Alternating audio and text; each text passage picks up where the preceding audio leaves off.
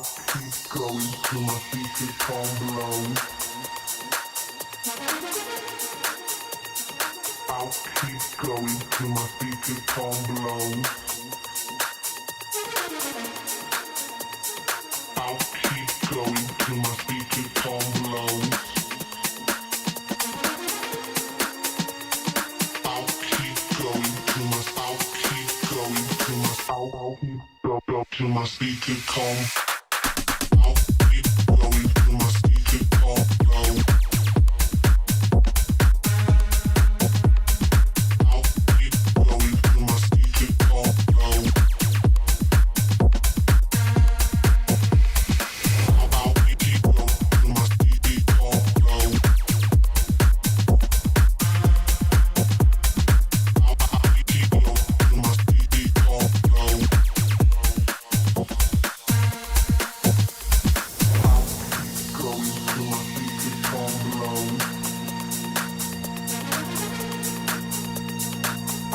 keep going till my feet become blown.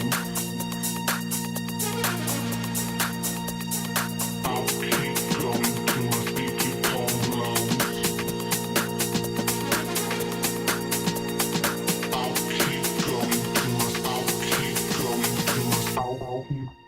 Till my feet become I'll keep going till my feet become blown. I'll keep going till my feet become blown.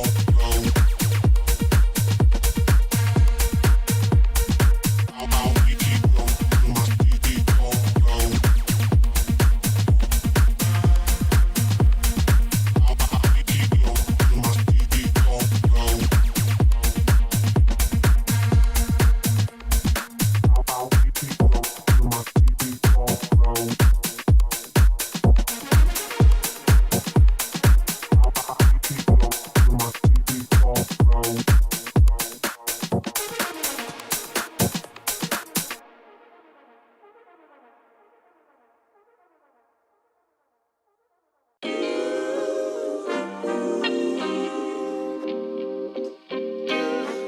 Sometimes you gotta pray for a victory. Yeah, I'm overzealous when I'm thinking about the cash flow. I never had no handouts, just came natural. I've been tested so much, all these restless nights, all these different situations that I've been through. I seen pain trying to creep in through the window, but now I'm sliding through the hood in a benzo. You gotta separate yourself just to elevate. I keep some drink in my cup to see through the hate. Sometimes on the road to glory, you gotta press the brakes. I got a lesson plan for all my past mistakes. I swear I'm proud of all my best and my worst days. Proud of on my feet when I touch the ground. Front of A to Beijing, man, they know the sound. I know I made mistakes, but my mama proud. Fans scream my lyrics out in the background. They ain't know me then, but I'm hot now. They say life's a gamble, you gotta roll the dice. I risked a lot of different things just to live this life. Life down bad, you gotta pay the price. I've been through hell and back just to live this life. They say life's a gamble, you gotta roll the dice. I risked a lot of different things just to live this life. When you down bad, you gotta pay the price. I've been through hell and back just to live this life. I'm faced with a lot of different choices these days. Do a rock and roll Lex account or blue face. The whole world know my name off a mixtape. I still got the same brothers since 6th grade. G-Wagon red seats, we on Biscayne. Trips to the Florida Keys, we imported these. Thanking God for the life he afforded me. All this jewelry on my body, I could light the hood. I need a brown skinned chick just like Megan Good. Holding up every promise that I ever made. Music in the background, it's a serenade. Been rapping 10 years, boy, this ain't a phase. I paid dues, paid rent, and I stayed the same. I had teardrops running down my face. I've been through a lot, I had real pain. But thank God, cause we really on a better days. They say life's a gamble, you gotta roll the dice. I risked a lot of different things just to live this life. Life down bad, you gotta pay the price. I've been through hell and back just to live this life. They say life's a gamble, you gotta roll the dice. I risked a lot of different things just to live this life. When you down bad, you gotta pay the price. I've been through hell and back just to live this life. What's a life without sacrifice? Sometimes you gotta thank God and just roll the dice. Pacino.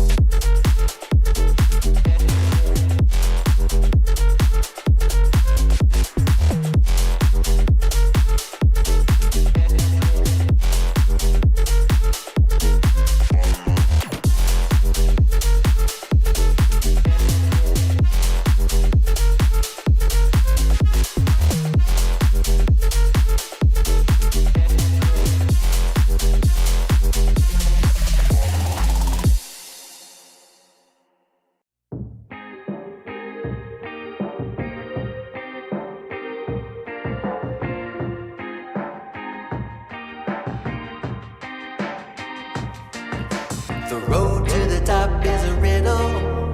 What will be my destiny? Money and fame are awaiting, but not enough is raining on me. Maybe I should give it all up. How much more can I take? Out here singing to the heavens. When I gonna get my break? I can run this town. I can run this town. I can run this town.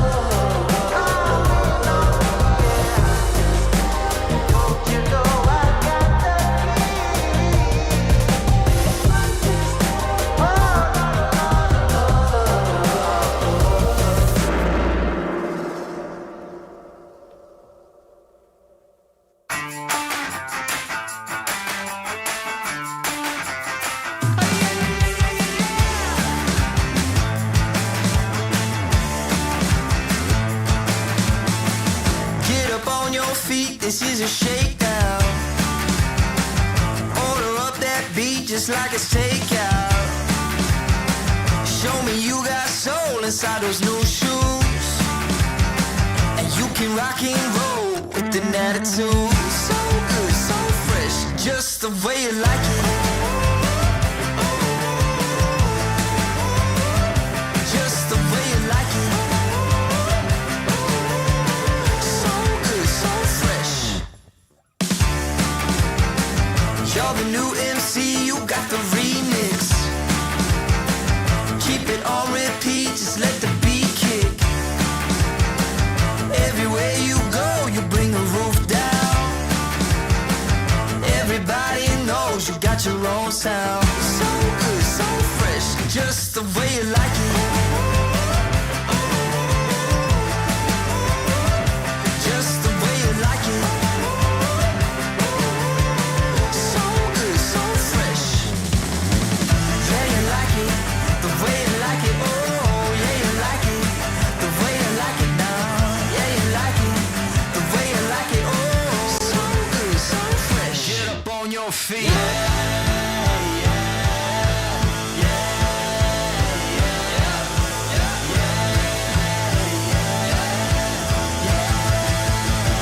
Show me you got soul.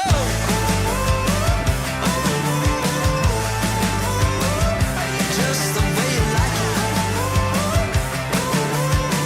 So good, so fresh.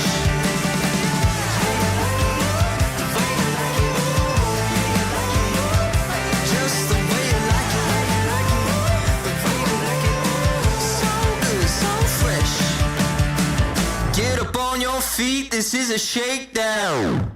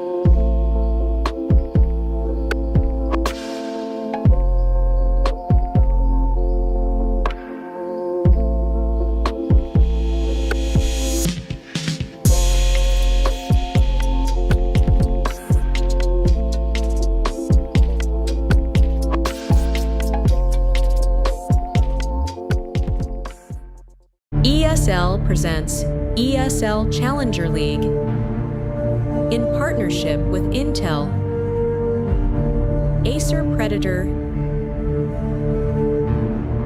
DHL, and Qiddiya.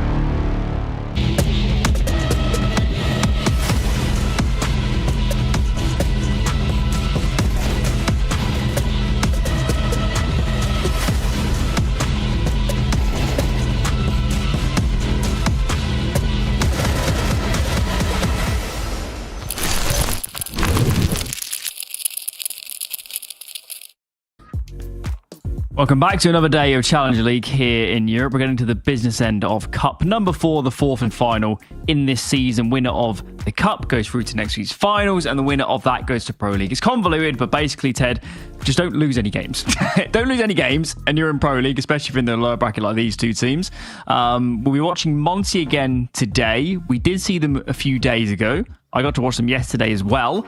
I feel like I am becoming a world expert on this squad. Sure. But certainly compared to the last time you saw them, they need to play cleaner Counter-Strike today. Oh yeah, absolutely. I think, well, I did watch 2 of their games today already.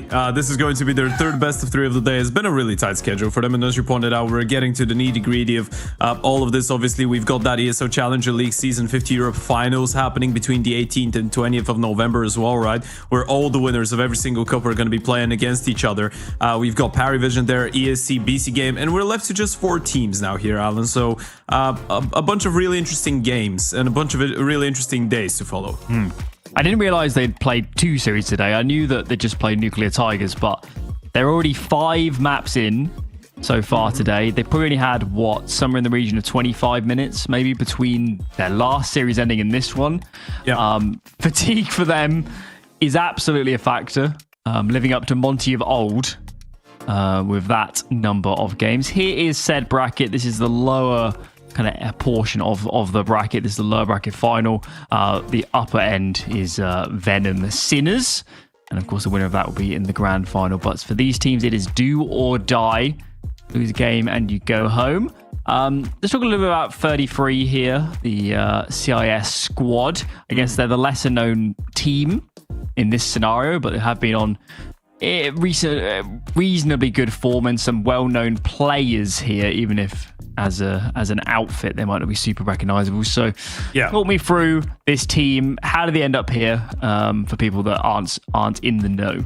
So, for those of you that are not in the know when it comes down to 33, and this is how you read the name, by the way. I know it's a little bit discombobulating, but it's just how you spell 33 in Russian. So this is a team, Alan, that basically is Rush B with a couple tweaks to it, right? That Rush B lineup with Executor, with Cairo, with Zinni. Kinky is a really interesting addition to this team. Obviously, he was on Rush B as well, but Kinky is the most experienced guy on the server going into this game, arguably. He's the one that played the Berlin Major in 2019 with that Russian team of the Dream Eaters, if you remember that one. That's a bit of a blast from the past. And then you've got a couple fresher additions, right? You've got Blue White coming in. I feel like he is the only one that is not really associated with that core of players usually. He's coming in from the Aurora Youngblood project, where Grix was last year as well. Himera towards the start of this year. Other guys like Mikus were his ex-teammates. And now he's rejoined that team, which has been together for a little while. By a little while, I mean around 4 months. And they have been trying their absolute best to get some results. Now, their participation in this tournament, I feel like that's some of the best Counter-Strike we've seen out of them, right? And the last couple of weeks in general have been very kind to them. They won the Exort Series 1 after beating, or 18, after beating Eclot9 and Quasar. So far in ECL, they've been doing a pretty decent job. Taking down Eternal Fire, taking down Sango, taking down the Basement Boys, all of these without dropping a map. The only team that they dropped the map against was Venom, and they lost that series 1-2. So all in all, a pretty pleasant surprise. I'm not gonna lie to you, I haven't had the chance to watch those guys in a little while, but I feel like they've always been a pretty weird bunch to play against. Kind of that type of a team that you know you're never gonna get an easy win versus. Certainly not. If you're going to make it this far, of course, you've taken down some beefy names en route. Monte, again, we've seen them quite a lot over the last few days. We've posed questions over who are the star players, what's the identity of this team. I've got to be honest, even after watching, I think, 6 maps of them now, I don't necessarily have the answers to those questions. I think as a team, they're still learning what directions they want to head into. I got to watch Mirage again yesterday, and Ryu played nothing like he did 2 days ago. Afro had a very topsy-turvy series.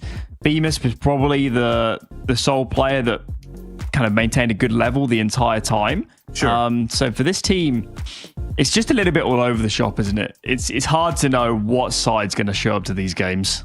Yeah, absolutely. There's been a single point of, I guess you could say, consistency when it comes down to Monte's game. And as we're looking at the Veto, it kind of aligns with it. That has been trained. This map has been their saving grace. Even Nuke towards the last couple of days has not really been perfect, right? They just got absolutely stomped by the Nuclear Tigers on it just a couple of minutes ago, as we pointed out. But we're going to look at the Veto real quick. We've got the Overpass, the Mirage ban coming in from Monte is interesting. And then you're looking at Inferno as the pick for the Russian side. You've got a train coming in for Monte, as we said, very standard from their perspective, and then the Nuke as a third and final one. I feel like Train and Nuke just in general have been really comfortable for Monte lately, so I guess that one makes a whole lot of sense. The Mirage removal for me is a little bit weird, because throughout the last couple of days we've seen them play it quite a lot, and throughout ECL they've played it quite a lot as well, right? So it's not usually what they decide to go for. It's a map they have picked in recent times into some teams. It's a map that a lot of these players have played a lot of. I thought they were going to remove Inferno. Yeah, it's a bit wild. Yeah, I thought they were going to ban Inferno. It seemed, as much as Mirage has been a bit all over the place, they have been on pretty much every map. So I don't think they should be scared to play Mirage. They lost to Namiga, but that was a close game. They beat Cybershock a few days ago as well. They did lose to Sinners, but we know it's a map they have options on. We know it's a map they should, in a sense, be comfortable just off sheer play time. Yeah, and Inferno is the total opposite story. They've barely played this map. Yeah, absolutely. They've got barely any reps. Yeah, we're talking about 3 maps in general, right? And one of them was back in August. So if you want to count that, I don't really feel like counting that one. And that was their last win against BetClick. You're looking at the game that they played on the 10th of October against Betera. That was an 8-13 loss. And then on the 6th of November, so around a week ago, they played against Nuclear Tigress and won only 7 rounds off of them. So things have not really been looking great. You're looking at a roughly 37.5% win rate as well out of all of their rounds on the T side, which is far from ideal, I guess.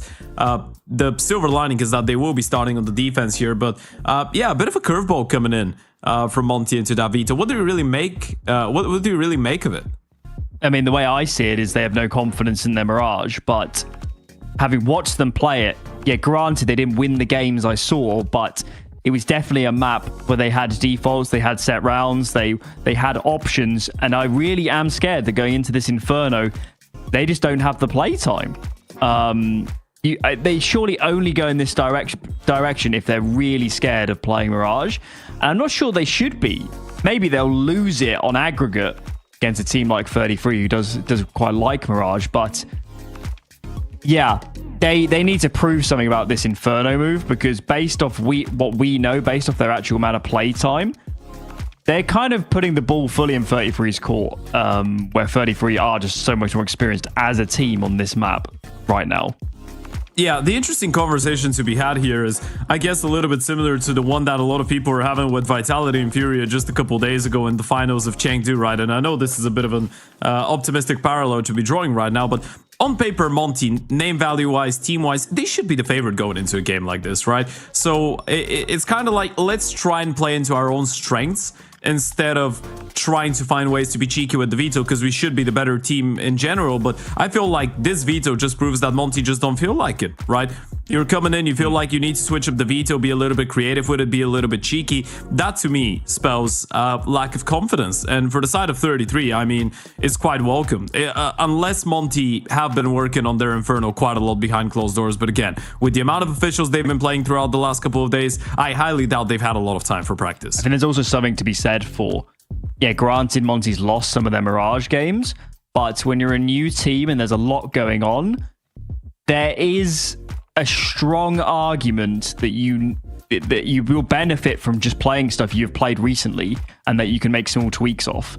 They lost those Mirages, but they can have conversations off the back of them.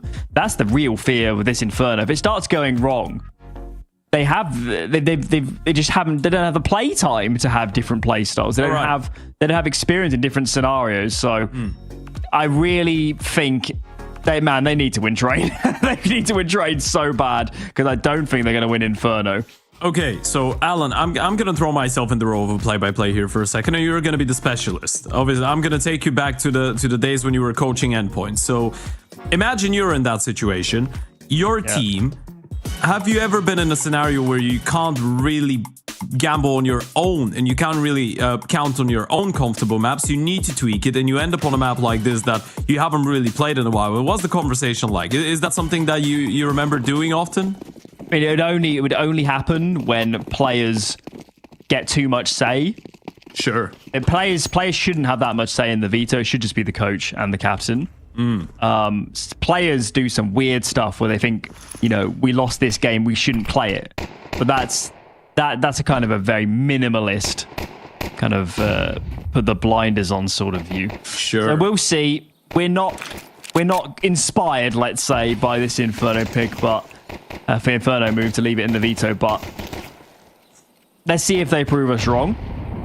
This round, destined for a bit of a slow start. There is a bracket stack from Monte as he has dropped his smoke, but man, he needs a rotation. They are spotting mid, but nobody's moving. He's all on his own, and I guess best case scenario is 1 kill and stay alive. He'll have to come through this smoke, wait out the flashes. Here he comes, and he's dead. And now we're 4 on A. Safe? The flowchart of this round was very bizarre. I mean, you say best case scenario, you get a kill and you stay alive. Mid case scenario, just stay alive and play the retake in a 5v5. Worst case scenario, just die. And yeah, that's what he's decided to opt with. Not necessarily the $1 million option, is it? So, in general, I mean, you see them poking and prodding. That doesn't really look like a team that wants to go for the retake. It kind of looks like a team that have you ever seen a 4-man save on a pistol round? I don't think I have. No, not even. I don't think I've ever seen it. Not even in the best days of James. I can't, but because they cleared the flowchart works like this. Okay, you got solo B in 4 brackets. You get pressured a bit B. The B player drops his smoke. That's your window. That's 20 seconds or so. That's your only chance to get information and start moving before it's too late. And they just didn't move. They cleared mid. They saw nothing was there. The only argument they could make is that they thought it was going to be an apps pop, but I don't see why they would. I guess the only argument you could say is you've done some anti and you think they might just go for a late mid pop like this. But you have to play off what you can see, right? Yeah. You can't just assume the unknown. The known was that there was stuff B and we can't see anything mid. Assuming the unknown is a guaranteed recipe for fun. Or unfun. Also, like, who's throwing the flashes for an apps pop? The mid players. There was nobody there. Hey, man. Bizarre. Maybe they just wanted to pop apps without anything. Solid 3 minutes now of us being completely confused by Monte. Hopefully that changes for the better. I think we can get ready for a little bit more of that. Again, just to bring in a little bit of context to for anyone that is just joining in the stream, Monte are playing their 3rd best of 3 game right now of the day.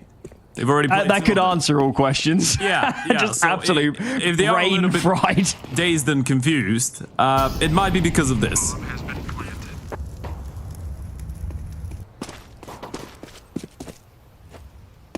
Also, losing a grand final, which is never nice. And that was a pretty tough one. I'm not really sure if you were able to see how it went, but I saw the score lines. Yeah, on map 1, they had a massive lead. They had a 9-3 lead at halftime against the side of Nuclear Tiger S on Ancient, and they still lost the map in regulation as well. Not even OT. Was my boy Senka rocking the MP9 and Tech 9? Oh yeah, man. Not MP9 and Mac 10 most of the time. All of those guys. Senka, my absolute hero. SMG god. Makes my day every time I see him. And long may his reign continue. Moving forwards. We're on the buy here. Orb on Afro. He's going to start towards apartments. Look at the speed. Check out this mid move. They're so quick. Woo. Early trade onto Bemis. And now this long side surely is exposed. No. Ryu saves the day with the smoke spam. That could have gone south very quickly. But his kills, I think, alone have completely changed the trajectory of this round. That's so massive. They just hit him with something quick out the bat. And I love the approach, by the way. First buy round, you want to hit them with something quick, something explosive. It kind of works out towards the start. But Ryu with the double kill, as you pointed out, turns everything around. Blue-white might be looking for something, though. Rotation out of a single player. That's going to be Gizmy. You go down here. That could be a big issue, but it won't really come down to it, will it? Gizmy wins this fight. The first round on the board for the side of Monte. Ryu hero, though. Ryu. I guess you could say he was the Ryu hero. Sorry. I think you need to work on that one. Yeah. That will not age like workshop. a fine wine. Back to the workshop. I don't think he bursted the smoke, did he? He didn't use a HE. No, it was just spammed. straight up spam. Yeah. Straight up spam. Yeah, I mean, it doesn't work for 33, but I side with you that was a good round. Yeah. Like, they could have absolutely won that without the spam kills. They would have had all on control, and the CTs would have been completely bisected. Yeah, it's just one of those scenarios where you have the right Yeah. idea, you execute it perfectly, but just something doesn't happen. A piano just Sounds falls like- right on top of you, like you're in Looney Tunes. Sounds like that are the reason we play, best of 24 rounds rather than 6 in regulation. Also There called is some MR. variation. And my god, these HEs are doing so much damage for both teams. Afro and Gizmy are chipped down a little bit, but at least they found Eyes the on short. reprisal. Look at Zinni. He was looking for something. A really good move out of Ryu, by the way. He was just spamming the long smoke just to make it seem like there was 2 players on A on time, but now there is. And Bemis and Gizmy, do they want to fight this?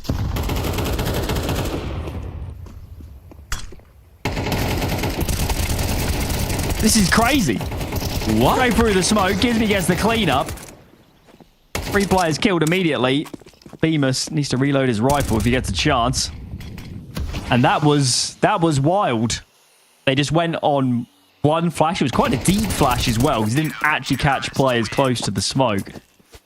I guess they thought it was solo B, and it definitely wasn't. I mean, again, there's so many perplexing things about this round. Look at the way that Monte are stopping that. Both of them just staring at the smoke right in front of him. As you pointed out, the flash was a little bit too deep. Was it a flash or was that the smoke? No, there was I think no it might have been a flashes. smoke, I don't think there was a flash. I think it was the ruin smoke that was flying in, or a CT smoke as well, yeah. There was no flashes. They just went out. Obviously heard the sound cue of the steps of BMAS falling back into her CT spawn, but it's been a bit of a weird start to that Inferno. I think this is what we can conclude. Say that again. Every round's been terribly confusing. Yeah, you can turn on the weird counter. Or interesting. The moment that you use the word weird too many times, you start calling those rounds interesting. And that's a bit of a pickup out of Executor. He's just taking the op of Afro. Aggressive peek in towards apartments with an op against the pistols. Not usually the best idea. This whole map so far has just defied the rule book. This round, pretty near to a full eco outside of the upgraded pistols. So let's see if we can get more of this AWP. Oh no, it's Afro they've killed, so it's not double AWP. Well, it's probably not double AWP. Imagine they can pulled just- off the double op for an anti-eco. They can, well, one of them just pushed apartments anti-eco, but they can just fully contact in on this AWP and know there's no AWP on the other side, so that is what they're going to do. Hero takes space first. There you go. Ryu needs to get some reprisals, finds one, but does he get overwhelmed? There's 3 players here. Another immediate headshot just gives me on this side of the map. Flank, though, is in just in time. Azu comes in from the back, and they do pinch these players in mid. Can Kinky get the bomb all the way What to is this going side? on? Surely gets run down. 25 seconds. He goes for his stick. Azu You got it. gets the clear. He does actually get the plant. That feels like another round like we had earlier on the spam, where that very easily could have been disaster for Monte. I mean, it probably should have been, right? It's just the fact that they had no armors, it was just the pistol, so the moment that one of the rifles gets going on the multi-kill, it just works. But yeah, Ryu getting that one, immediate refrag, Gizmy pretty much saves the day. And it's, yeah, as you pointed out, with the round where Ryu just gets the double kill through the smoke in towards long, this is now 2 rounds that probably Monte should have lost, and they've picked up 3, so you can do the maths. Should have been down probably quite badly, but they are 1 up Buy round coming in though for the T side, and as we said, you bring in a full eco, you get 3 kills on a bomb plan, you're going to be pretty happy about it.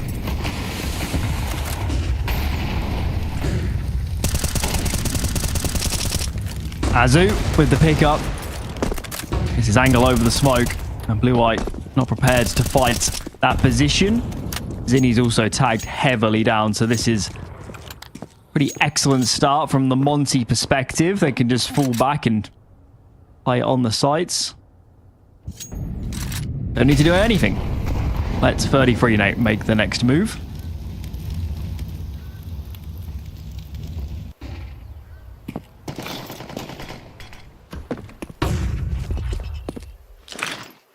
One day they'll listen to me, Ted. One day. More coaching flashbacks right now. Yeah. Was that going through your mind often?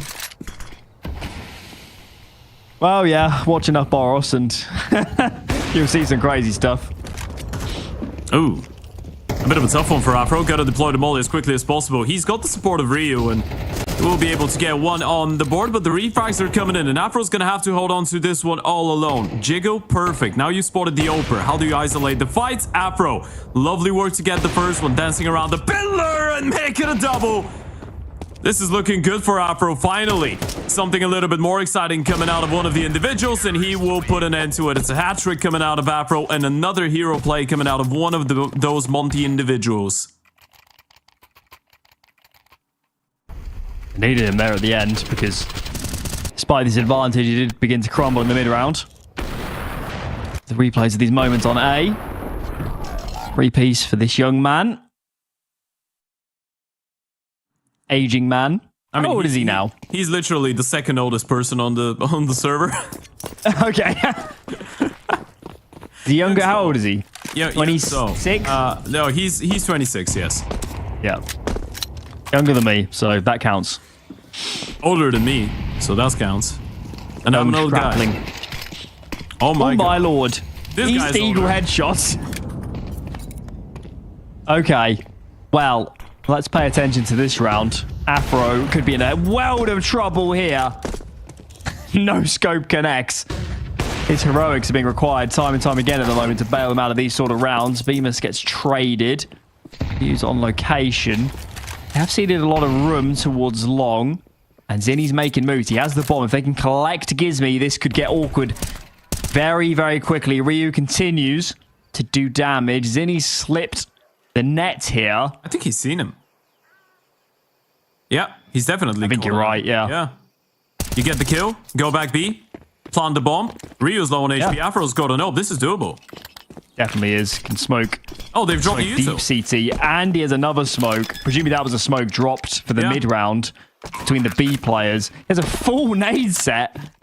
He can buy in the region of 30 seconds if he puts them on the right area. But will he anticipate double banana? He does actually smoke in this direction. These guys need to go. They do have a HE to break this one. Don't go too close, Ryu. He's going to lead with this AWP, presumably. They need to play the buddy system. About 20 seconds to go. He's got they round onto the site. There are kits. Zinni, when does he make his move? Molly goes on the bomb. It's going to be close. I think he might have denied it.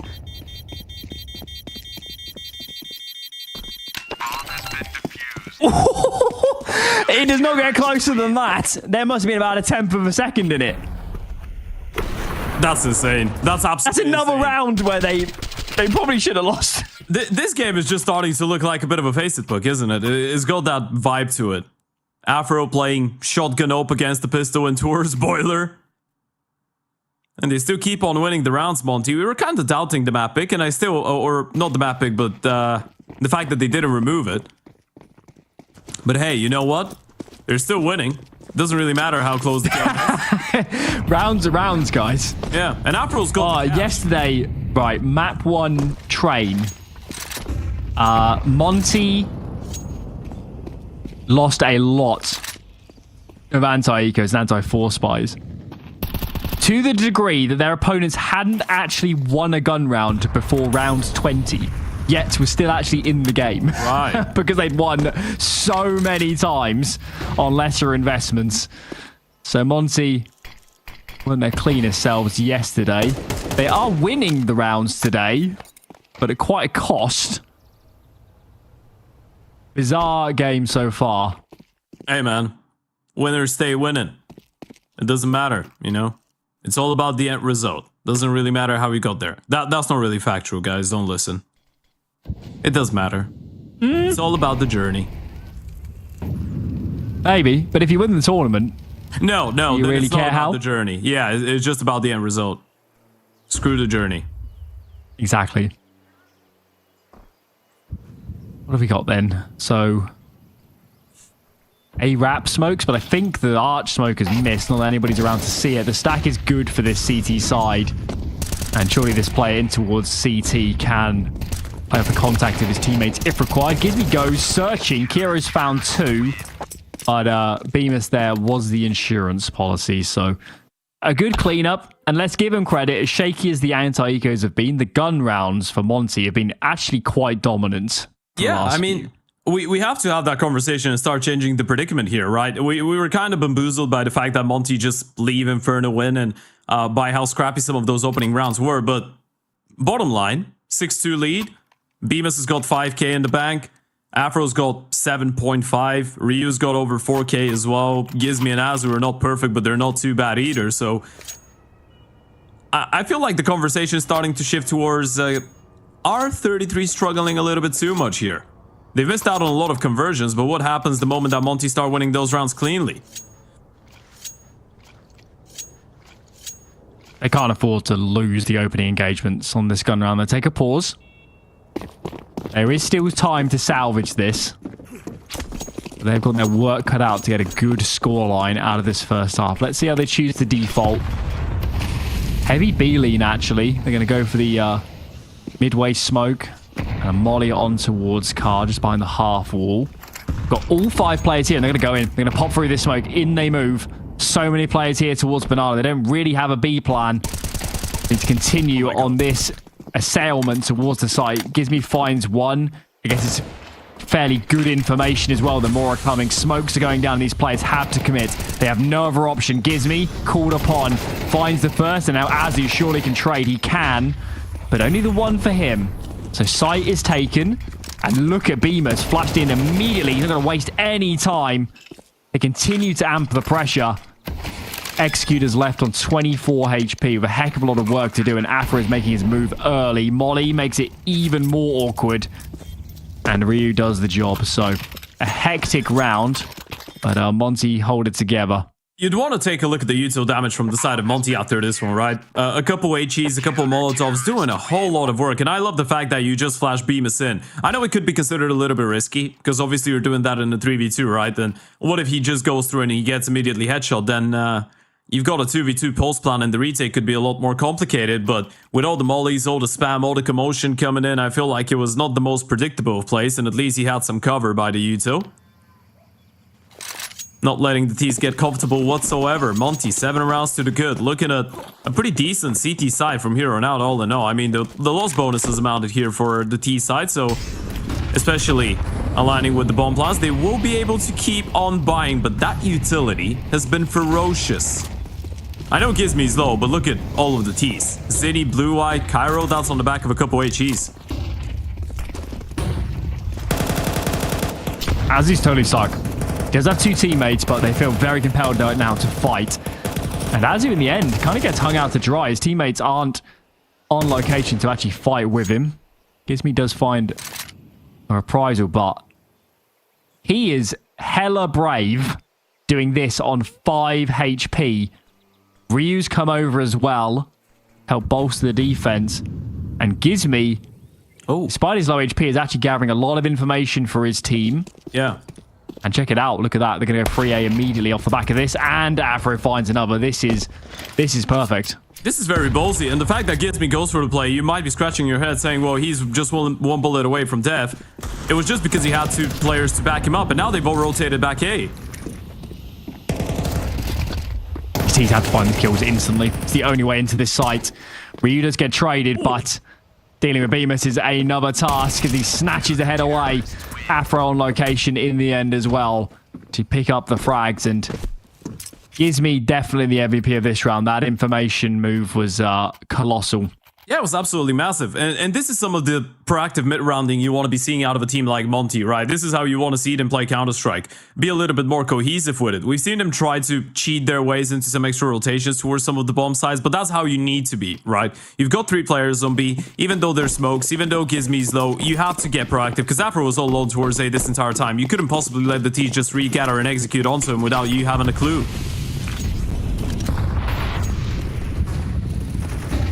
This is a totally different Inferno than we ever would have expected. 8-2 up. Pistols here to deal with to make it 9. It's getting a bit awkward for Beamus as he's forced back towards Arch. His 2 teammates on A are in a strange position. Afro moving around this smoke does get found. And Ryu's forced to fall all the way through apps in this situation. Kiro's collected an AWP. There's a re-smoke onto Moto 2. This is actually an excellent opportunity for this T side. Obviously, as a halfer, they've struggled to close out rounds, but this is a huge opportunity. There is a lot of util for this retake, but it needs to be placed correctly. Nades onto Pit. Blue-White is in there, but he's alive for the moment, and these guys need to go. Time is running out. Azu trying to find players. Only the one runs out of ammo and can't finish the job. Another round on pistols into a 33 pick up.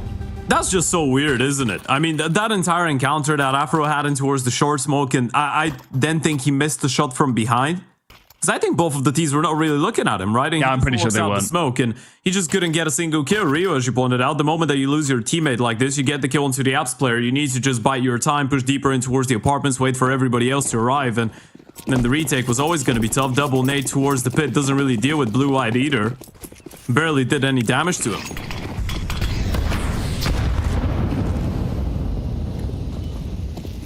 It's almost incredible how similar this is to Train yesterday.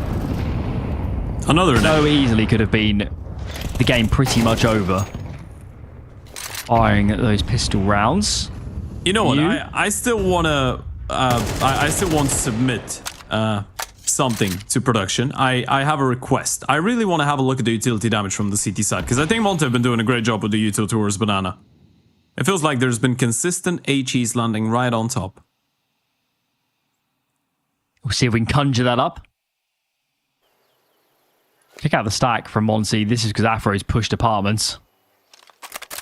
Bit unorthodox on the AWP, but all the same, if you get the information, there's a lot of util as well. And actually, these CTs shouldn't use much nades. They shouldn't use many nades at all until an execute is committed, because they want to funnel players in this direction. They will drop a smoke. Mollies would be best from their perspective. Flash comes in. Gizmi waiting for that flash. Here it comes. Now they're going to face. Here they go. Azu finds 2. Gizmi finds his fight in the end and cleans up shop. All the gun rounds going the way of Monte. 9-3. What a shock scoreline here on the first half of Inferno.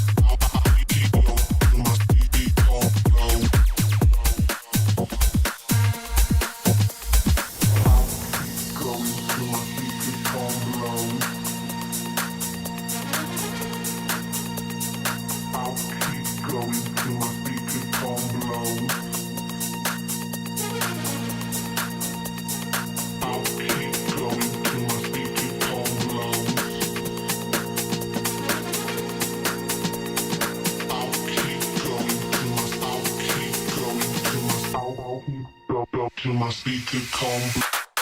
I'll keep going to my speaker combo.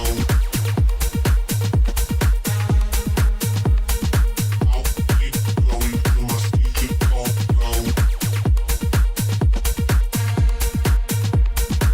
I'll keep going to my speaker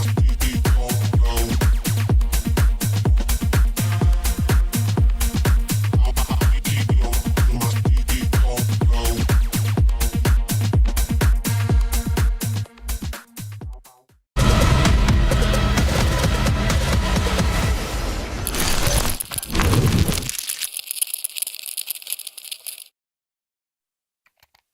Work to do. Work to do. If you're the team of 33, they have 3 rounds to their name, and none of those were gun rounds, Ted. I'm going to say that in hush-hush. You wouldn't believe they're the team that picked Inferno at the moment. You wouldn't believe the Monte of the team that's barely played Inferno in recent months, despite this being their 3rd series of the day. This is bizarre, what we've seen so far. You know what you wouldn't believe? 33 were actually able to get 6 opening kills throughout that first half, so that's mad. We might have been slandering Monte a little bit for blowing advantageous situations, but it was actually 33 that were doing that, and yeah, it kind of attributes to the fact that Monte got away with a lot of rounds that they probably shouldn't have won.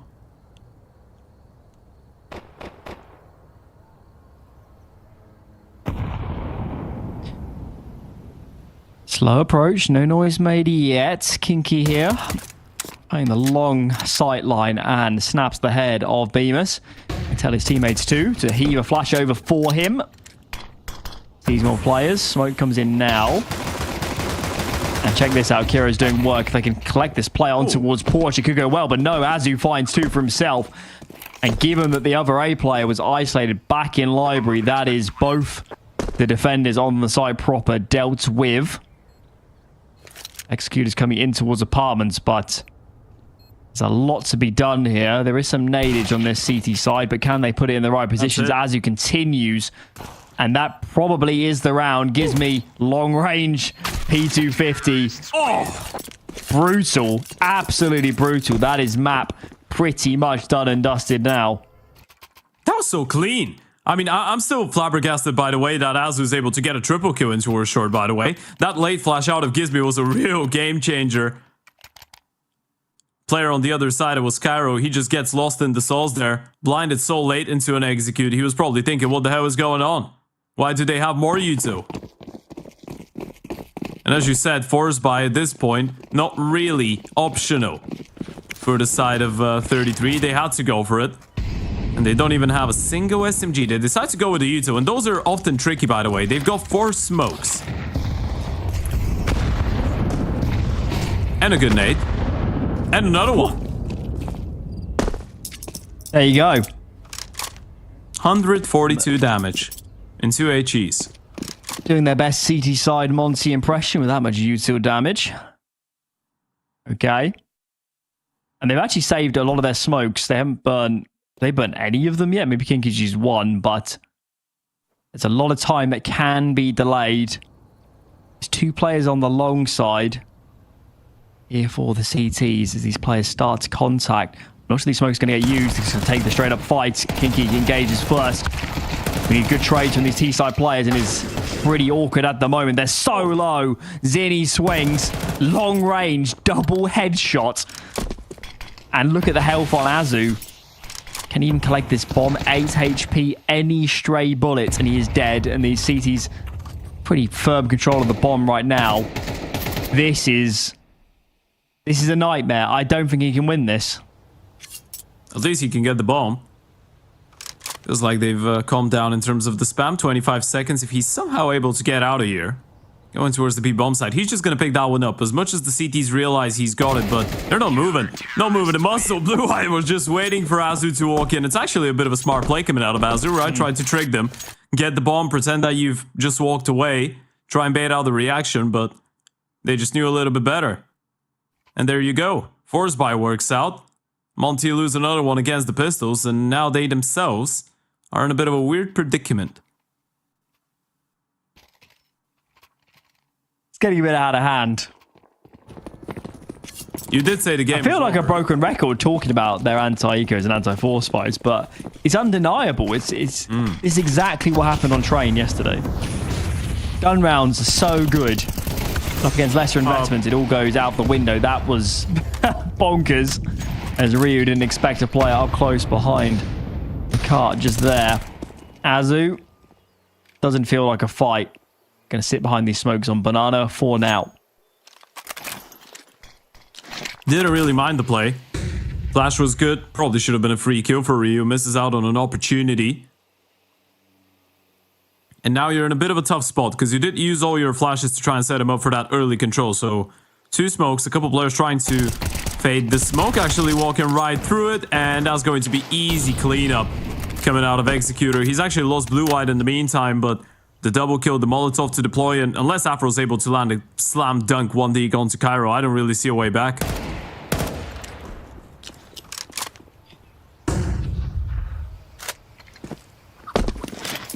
Going to take something monumental. Turn this around. They're going to coalesce towards A are the T's. But the CTs are wise to what's coming at them. Playing these deeper lines. Pit is so strong in this position. As he was praying, Zinni swings into his crosshair, but I don't think it's going to happen. Instead, they walk into Kiro. Zinni can play off his teammates' contact. Play a library as well, so it's going to be incredibly difficult for Azu. I don't think he should save. I think just go down and keep the money in a balanced spot. 7 seconds to go. He falls into second mid. See if anybody comes looking. Nope. So he will save, but this game is not over yet. I'll say it again. You did call it GG's after they won the pistol. Yeah, I should have learned my lesson that anti-force buys for Monte are far from a given. Also, they do have a UK IGL. And I'm not throwing all of this on... Oh, wait. We could be looking at the util damage. Not yet. Not yet, but maybe this is... We need to click on it. Do we click on it? Do we switch to it? Nope. Almost. You ask her too much. Yeah. Too much. I'm sorry. I need to learn my lesson. We'll wait until the higher powers deem us responsible enough to see such util damage.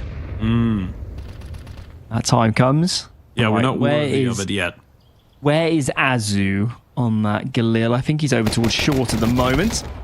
Looking for a fight. There's a player pit. He's losing his teammates elsewhere. Does find 2, actually. 2 kills for him, but still need to deal with Zinni and Pit, and that is often the hardest position to deal with. Azu, well, it's a real shame they didn't bring more into this round. Obviously, they're trying to save elsewhere, but 3 kills? It's not bad going, to be honest. I mean, it's good damage, but look at the CT side economy, right? It doesn't really make that big of a difference in the short term, not even in the long, right? Unless you start winning those rounds on the T side, you're not really going to reset the CT side economy. I guess it ruins Kinky and Cairo a little bit, but the Zinni and Blue-White still looking pretty decent. Actually, on a second note, it would make a bit of a difference if they were to lose this round and not save on a single gun, so good stuff coming out of Azu.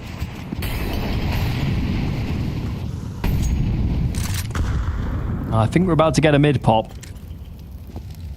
5 players for the T's in this small, confined space. Kiro's on the angle, but presumably flashes will take him off. They're going to explode towards this long side. Kinky finds one. They need a swift trade. Oh my lord, that is a crazy kill. Oh, Afro says 2 can play that game. Kiro dispatched. He does have a smoke here for library. They need to get it down real soon. Nothing going down. They caught out in the open. Executor just swings. Now Ryu's in such a tough spot. This player in towards Pit can just swing wide at any time and cause problems. Executor doesn't seem to be aware that Ryu could be up close. That spells his demise, but still, this player's either side of Ryu. And it's just too much to ask. 7 rounds now for 33. Yeah, it was a good attempt coming out of Afro. Good hustle as well out of Ryu towards the end, but it kind of feels like right now Monte are just running on fumes, right? It feels like you're just relying on some of those individuals, or at least on one of them to get you through a round. I still can't believe it that Kinky's able to get a second kill out of the Cubby. That was criminal. He gets the first. They know exactly where he is. He gets spinned. The Oper's still not in position to assist him fully, and he's able to get that kill blinded by just holding mouse 1 through the wall. We've got a bit of a tech coming in. I was just going to say, I feel like it might be the right moment for Monte to go for a tactical timeout. Kakafu, obviously, you've got in the sidelines. Ex-big coach for a little while. Coached them at 3 majors.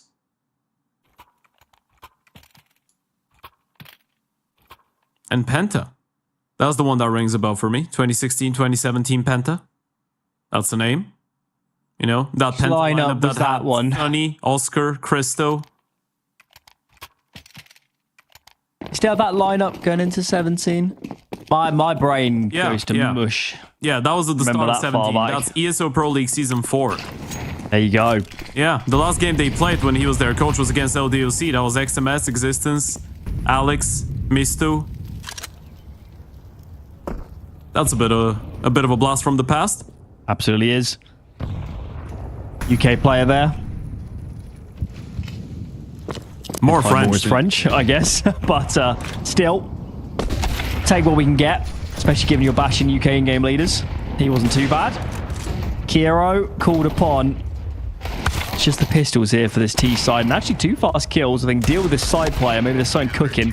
But Kiro dancing around the pillar, light on his feet, doing the tango.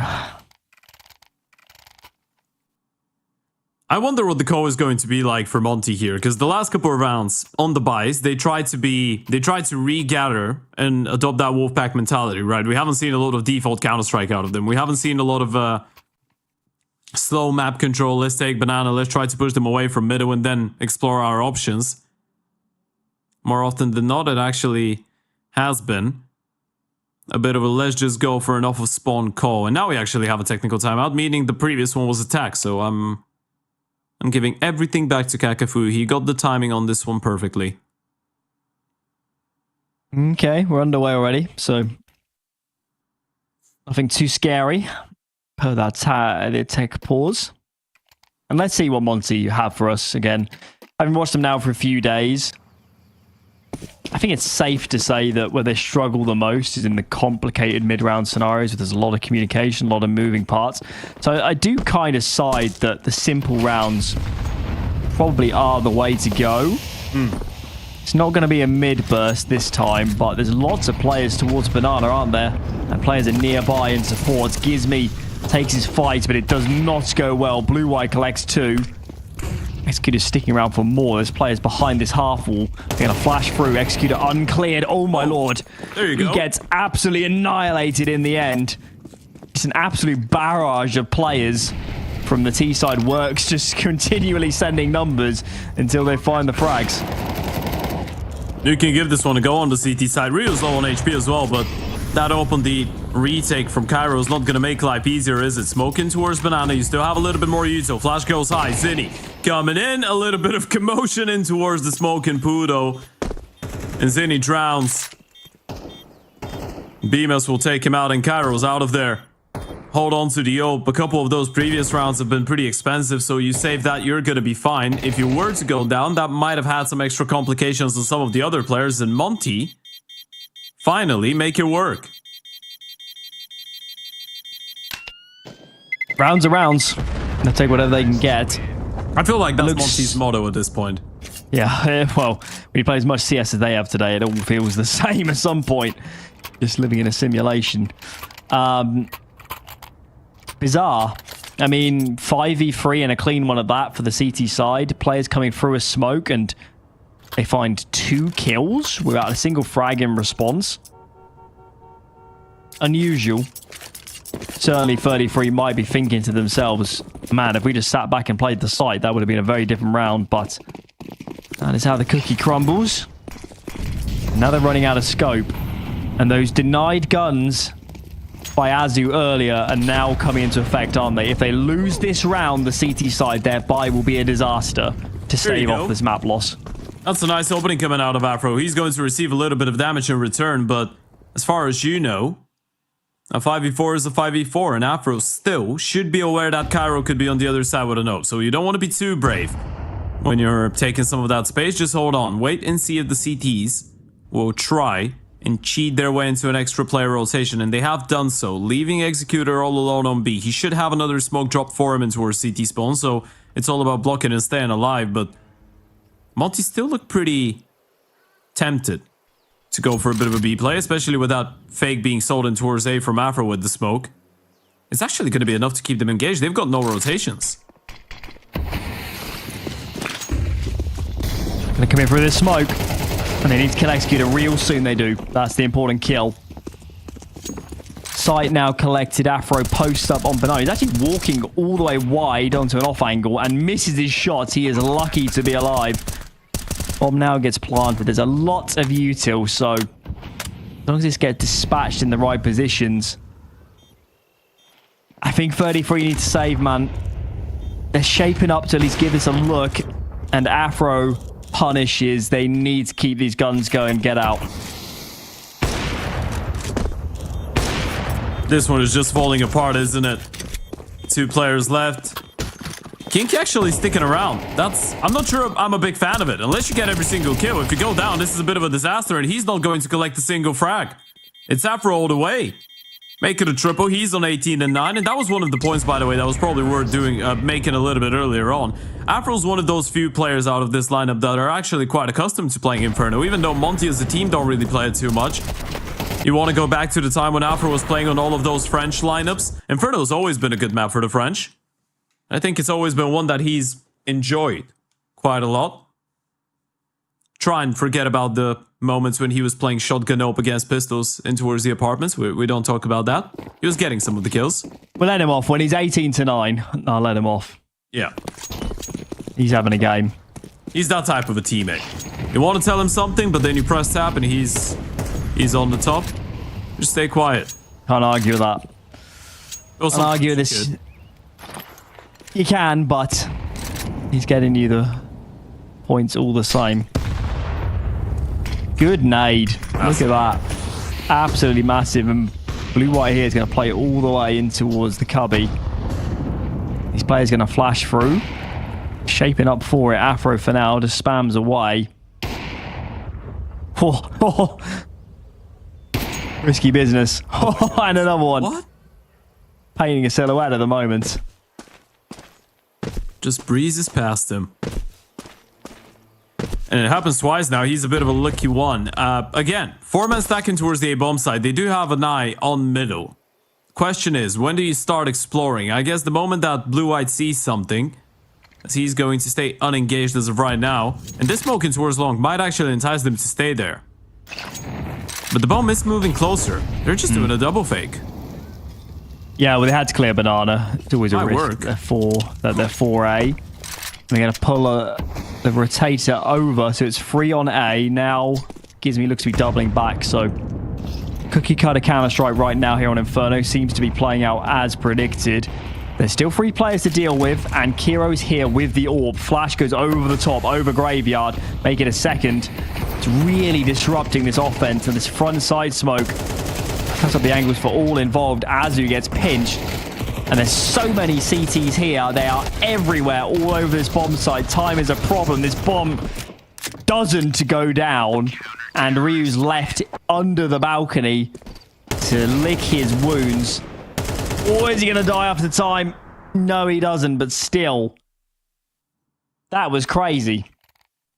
That was absolutely wild. I mean, I'm thinking about some of the smokes. Usually it's a good idea to have at least the first smoke that lands between the default box and the left-hand side on the bomb side, right? That way you can clear the entire bomb side from the graveyard side of things, and it kind of lets you open up a bit of a distance between yourself and some of the lesser guns. But that second smoke, it actually screwed him up quite a bit. And then the rotations arrived. There were so many people, as you pointed out. It was quite difficult. The moment that the long wrap doesn't really do anything for you, you were in a bit of a tough spot. I guess at least the damage is good. You get 4 kills. Still not the ideal investment coming out of the CT side. No AWP available for Cairo. They've got 2 Famases and MP7 for Executor as well. I don't think there was a moto smoke there, by the way, which is the No, there most wasn't. confusing part. Yeah, they have the deep utility in towards long, Yeah. I believe. Yeah. But it's like, in like your hierarchy of nades as you're going on to A, Moto Smoke is first. But that wasn't there, and it just allowed the CTs, especially the front side smoke, they had like a wall that they could run up behind and just load up so many numbers, especially with the time left. It was hella awkward for Monte. Still, they've got a good buy here and a couple more chances. The CTs equally don't have a brilliant buy themselves, given how much they saved through on the previous. And there are so many players here on Banana. 5 on the offense, 3 in defense. Chip damage onto all players involved. One misstep, and this is over for 33. I mean, look at the utility. There were so many nades and so many Molotovs in towards that banana area. The T's don't have a single one left. They've got 4 smokes, though. 2 flashes as well. And on the other side, the util is quite limited for the CT side of things. Afro. That's what we wanted to stress about. Or stress, just in general. There's no op on the CT side, so he probably feels like he can get posted on one of those angles. Be a little bit braver in the way that he's proceeding. You can let him lead the charge. Just hold some of those choke points for him. Let him look for an opening. Yeah, you should know there's no open defense. The money isn't in that position for the CT side. Presence shown. Double smoke on library, but it's not the end of the world. And there's only 2 players here. Blue White finds 2 kills through the arch smoke. I'm pretty sure that was a blind spam as well. And it means that Afro is super scared to round this corner zone with the bomb. 10 seconds to go. He needs to get this down very quickly. But he is completely surrounded. Bomb will be planted, but that was another collapse. Was that Granted, really a blind spam, or did he I'm break pretty confident it was a blind spam. I mean, we noted it. They didn't have any nades left on B, really, did they? yeah. Because they dumped all of them fighting Banana. Yeah, you're right. I don't think they had many HEs left. There was 1 HE left on the CT side in general, but I'm not even sure if it wasn't that rotation player. I don't think it was. So that's a bit of a mishap there. A bit unfortunate for the side of Monte. And you go into another tactical timeout. This one, presumably, again on Monte's side. Money's running low. That's own back for that reuse spam earlier. Sure.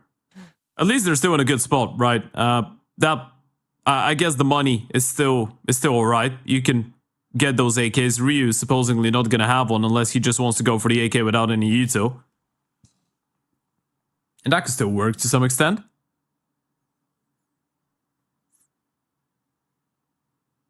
Onwards we ride.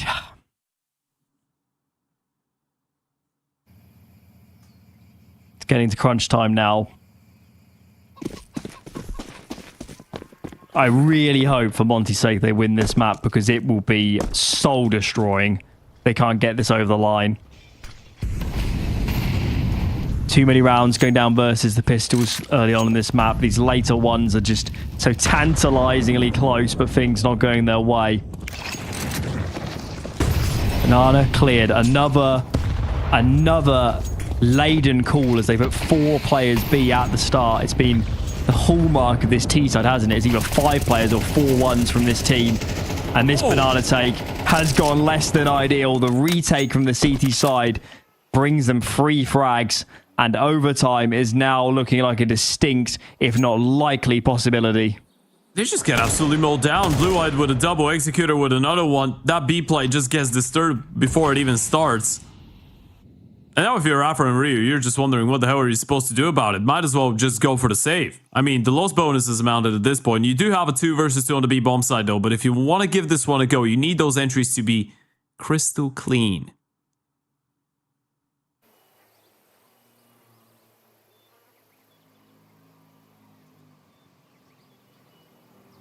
It's not really the idiom I was going for, but hey, we move.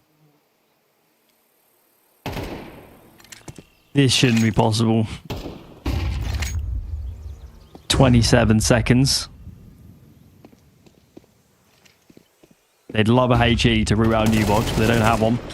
We'll take the frags instead. Ryu goes looking and gets felled, as does his teammates. So hear me out, Alan. I still want to double down on that. Wasn't a save going to be a little bit of a better option? I still understand you want to give it a go and Yes, try I and go agree. for a bomb plant, but you've got two players with a little bit of util as well. Well, they have one smoke. Okay, so bar the utility part, but you have one smoke and you have two fully equipped AKs with armor as well. And now they don't have a single one. In a 2 versus 5, surely you just hold on to the premium rifles. Yeah. I side. I mean, at least it's not a huge loss, given that they can buy these Galils fairly cheaply, but yeah. That said, I mean, what are we up to now? This is the 4th map Monte has played in the last 4 hours. They are frazzled, deer in the headlights at this point, and overtime is on the way. 2 for blue-white, another banana take does not go the way. Quite amazed Bemis even found that kill, but now there's 2 defenders. Kinky's pretty nearby as well, over towards the arch. This is a nightmare for Monte. These aggressive moves early for map control are starting to fall apart. Starting? I feel like they've been falling apart for the last 5 rounds. You go in towards top banana, there's a barrage of Veto coming in towards you. Blue-Eye just mowing them down. And he was, by the way, the one that was slacking just a couple of rounds ago. He was at the bottom of the charts for the CT side. Now he's on top. 20 kills. That's all went towards banana in those early stages. Good news. The CTs have actually rotated another player away from that B-bomb side. So Cairo's been left all alone with the open. He's playing in towards the back of triple. They do have Molotovs. Here we go. Last chance saloon to get this done in regulation. Player in pool is gone. Gives me 10 HP. Is unsighted, moving around the scope. He's still so low. There is a smoke on him. Guess if that can get deployed towards CT, it can help buy some more time. But you'd still definitely favour the CTs in this position. They're going to use their nade to burst the smoke. Gizmy finds another, though, with the smoke expended. And this is now game on. Absolutely game on. Gizmy goes looking. Oh, right eye peek on the pistol for Executor. Finds the frag, and now it's all on Bemis. Can he prevent this game from going to overtime? First man found, but that was too much to ask. I believe there's time for this as well. 33 with, let's be honest, a pretty monster recovery in that second half. They nearly make it work. Gizmy, the moment that he shuts down that one, the second frag with the ult from the back of the bomb side, you're thinking this round is gone. You're thinking this could have been GG's. Then the push comes in. He doesn't find the kill. Bemis wanted to stay and play the off angle. Gave his position away a little bit too soon. And after getting the first kill, he just needed the spray to be perfect. They really have choked this a little bit, Monte.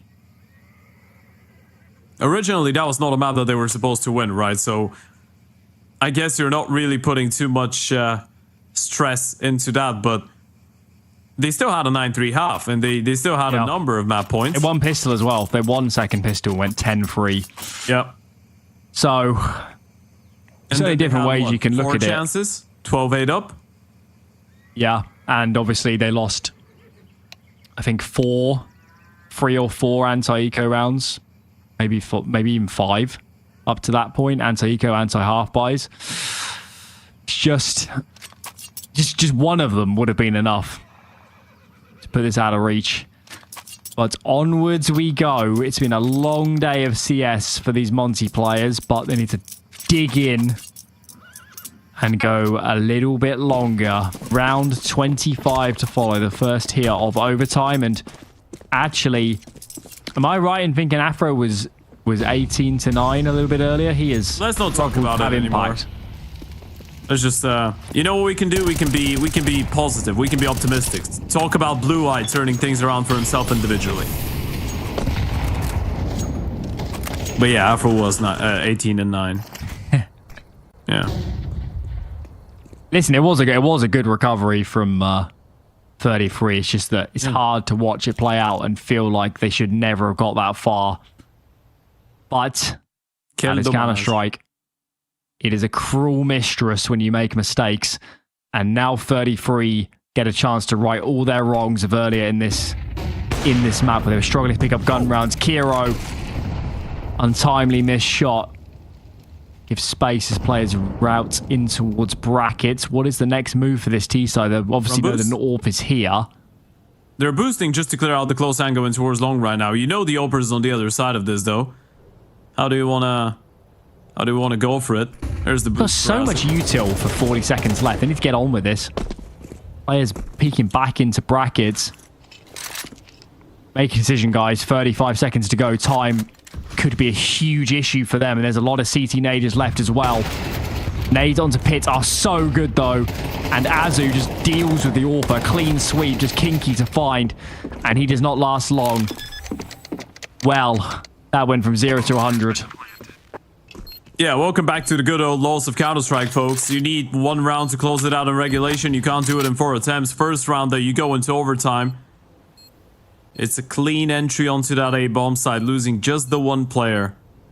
An Executor in blue-white might have to call this one off.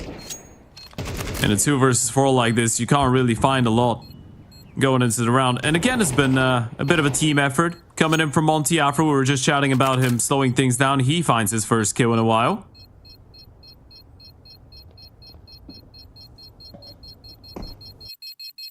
A couple missed shots coming out of Cairo in towards long. He's definitely not happy with that. Probably could have turned things around a little bit. Can't be overstated how important the call to nade pit was. It was massive. And I guess the other factor is they played so many rounds now that, I mean, I think I've seen a CT in pit pretty much every round. So I guess Monte are on the same wavelength, and they get a good punish. Wild thing is, you could probably think of about 4 or 5 rounds where they double naded pit like this, and blue-white was there and he didn't really take that much damage, right? Which is absolutely crazy. Especially considering that he's not even the pit player. There was just many of these situations. Calm heads, Monte. This is still very much doable. How do we choose to allocate the forces this time around? Any standard default for the moment. Was for a moment, but actually going to deviate a lot of numbers onto Banana. 2 are clearing at the moment. There's Bemis is going to walk through all this mid-nadage. He has so much space. Kiro has a nade in hand. Does he check the cubby? He does not, but still. Oh, I can't believe it. I cannot believe it. That's yeah, you're right. That is bomb. Back. Yeah, Kinky's just turned this round around, and he can just deploy the smoke. Go for a little bit of spam. Just make sure you don't go down. It's gone from pandemonium to panic. This T-side, the endless bullets coming from Kinky. He needs to be careful as he goes for the reload. Nobody commits through the smoke initially. And you can see with the CT rotations, they're starting to think this might not be A after all. We know otherwise. Boost is here. Nobody re-clearing for now. It can still get a little bit tricky though, right? You're playing a 4 versus 3, but it's one of those classical scenarios where you just have a 2-2 setup. So your defensive lines are pretty spread. And the T's do have a man advantage going into both of those bomb sites.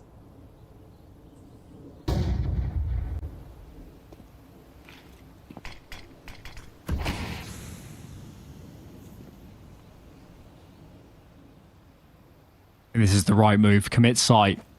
Ensure that there's always a crossfire. And now it comes into play. Kinky absolutely assassinates the first player. Pretty good on the second 2. Azu wielding the AWP. It doesn't feel like the gun for the moment. Kinky does huge work. 13 apiece. What an ace out of the veteran. Oldest guy on the server. Only one who's been playing for such a long time, and he goes absolutely massive. And there's the replay. Crazy timing being called out of Bemis there, and the fact that Kinky's able to get the first, then follow up onto the opener, and Afro was the player with the bomb as well. It just feels like it's a little bit rough around the edges for Monte. I guess still getting 1 or 2 rounds on the T side should be good enough, considering how dominant you were on the defense, but it is a little bit weird, especially with all that traffic happening in towards Banana. What is going on? Carnage. Absolute carnage here. Been a punchy T side from Monte. They favoured barreling into places early with numbers. to give them credit, it's put them in a lot of good positions in rounds, so we can't fault them for that. But this one is looking tricky. Kinky continues to be an absolute menace to deal with. He's behind this ruin smoke for the moment. Tap from Bemis. Surely have to commit to the plant soon. This You don't have another fade. smoke. Okay, they do get it down. They do get it down. Kiro finds a collection on Ryu straight through the smoke on towards New Box. Bemis. He's got so much work to do. Gonna go for these fights. Biding his time. Eats through almost the lineup, but no cigar. 14 then for 33.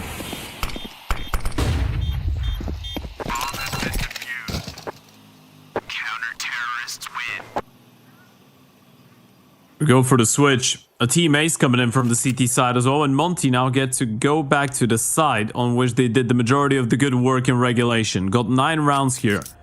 And funny enough, it's probably for the good that this is overtime, because 33 were just winning the rounds with the pistols, right? So at least Monte don't really have to deal with that. By round wise, they were pretty efficient. So again, 1 round could be enough on the offense. As long as you started off nicely, and Afro is going to be important to return to this. Again, we didn't want to talk about it earlier, but he was 18-9. Now he's 19-16. They will need him a little bit more on that CT side. That's where he did his best work. So, can benefit of the doubt that he's going to turn this back in his direction. Zinni. There you go. Locked. Afro hitting the ground running here on this CT side in overtime. I'm loving Action the confidence towards out of Banana. Afro, by the way. He's just, so many times he's brought that up close and personal in towards Boiler, and towards the apartments, and towards Middle. He's constantly trying to give them a bit of an advantage with that open A. He also had the round earlier where he fully pushed apps, got all the info in his team stack, so you're right. It's been a proactive game from him on that A side of the map. And check out the moves now from 33. Grouping towards Banana. Smoke at their feet for now, so I guess they'll just wait this one out. They have a lot of util. But that kind of applies for both teams. They haven't applied a lot of pressure to this map. They got stalled out early, of course, by the apartment setup. And surely they're going to meet nades soon. Another re-smoke comes down. There's 2 mollies for this CT side as well. So we walk in the coals when 33 make their move towards this site. And the information play in the meanwhile, the flanks are going to be so fast. If these mollies can buy even 5 seconds, this will be a train wreck for the T side. The flank on Banana is so thick and fast as they make their move. Azu collects one, but he's ever so low. Oh, the second kill is unbelievable. And surely now the flanks are too much to deal with. Yes, they are. The bomb might go down, but Executor is in a near impossible position. Takes a huge amount of damage and is indeed traded. That double kill out of Azu is massive. I've got no clue how he's able to get a second one. He was low on HP. They know exactly where he is. They're just running him down. He's able to land the instant double headshot. Bang, bang on that M4. And the AK goes down. This is the big difference maker for me. But that information playing towards middle as well. The opening kill out of Afro. It just felt like it was a lot more cohesive coming out of Monte. A bit of a blast from the past when you think about how long ago that first half happened.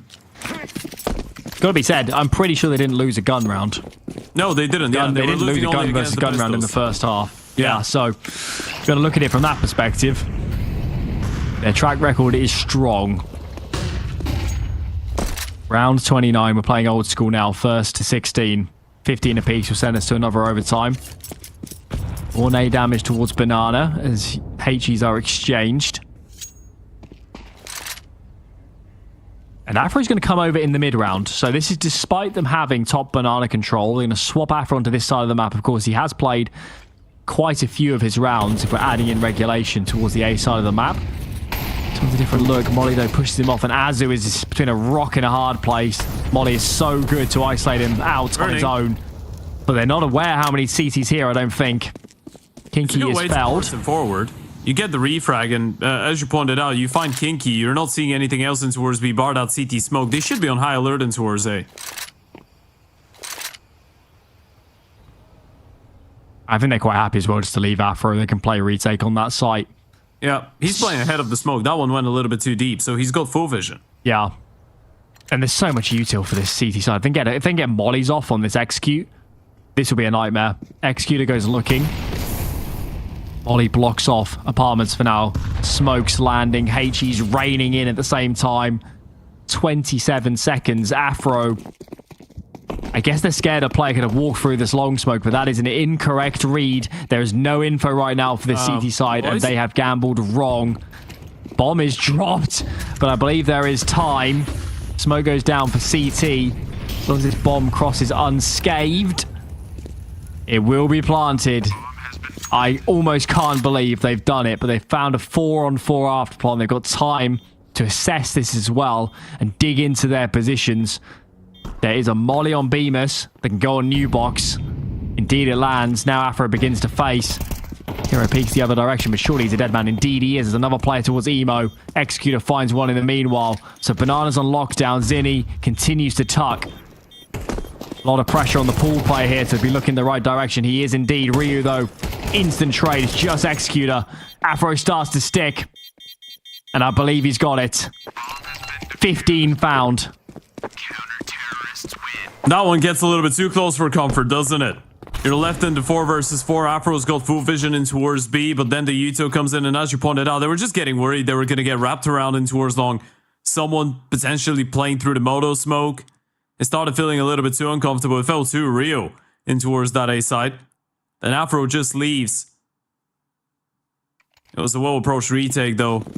Big pickup onto the Dark player as well. You're able to break that crossfire when the guy that was in towards Grill. And Monte, after the 4 map points they had in regulation on the T side, they get their first on the CT side and OT. Surely you take advantage of it now. Afro's gone. Straight up AWP and AWP duel goes the way of the CIS squad. Risks now need to be taken. Look at the reaction. Regulation. There's no saving, obviously. So why not try and make a game-winning move? Ryu. Oh, he's so close and personal, but he can't find a good fight. It's all on Bemis, and there's surely too much to do. Indeed, there is. It's a 4v2 situation. There's util for days on this T side as well. They can just continue to heave Nadage over towards Moto if they desire. And it's destiny now. We will be going a second overtime. Unless... No, there's no unless. He's, Azu's got no chance in this one. Nate gonna land right on top of Cairo, but surely they're not gonna let you isolate any of these 1v1s. Trying to find an angle, trying to find at least a singular kill, but Blue-White shoots him to the back of the skull. 15 apiece as we go for it once again. Double overtime, first to 19 is now the predicament. And Monte still on that CT side will be a little bit disappointed, and that's I guess this is the downside of Afro trying to be so mobile, right? You try and take the initiative so much to help your team on the CT side. Eventually one of those fights is just not going to go your way, and it happens in the most unopportune of moments.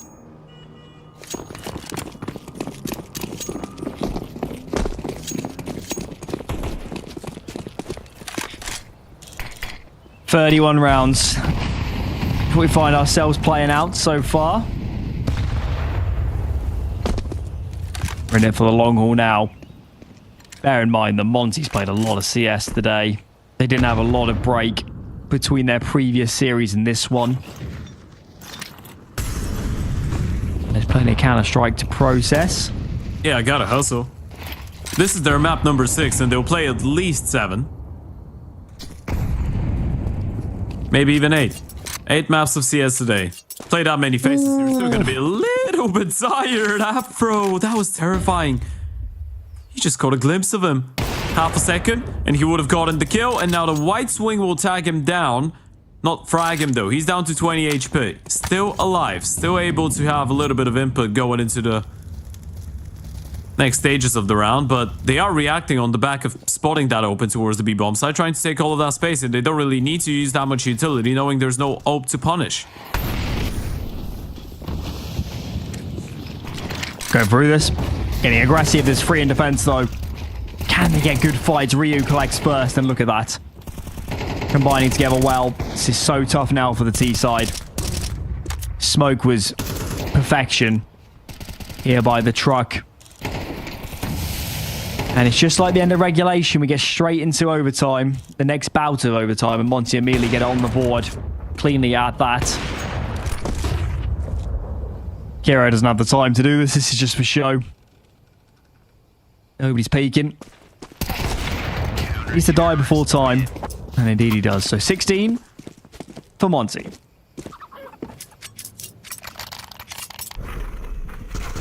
All right. That one works out well. Big defensive smoke coming in towards short. Makes all of these fights for the T's very uncomfortable. As you're walking out, there's a bunch of angles you need to be worried about. And the defense stands tall. Now, how many rounds can Monte get on that CT side? Both teams have been struggling on the offense so far. That's been the predicament.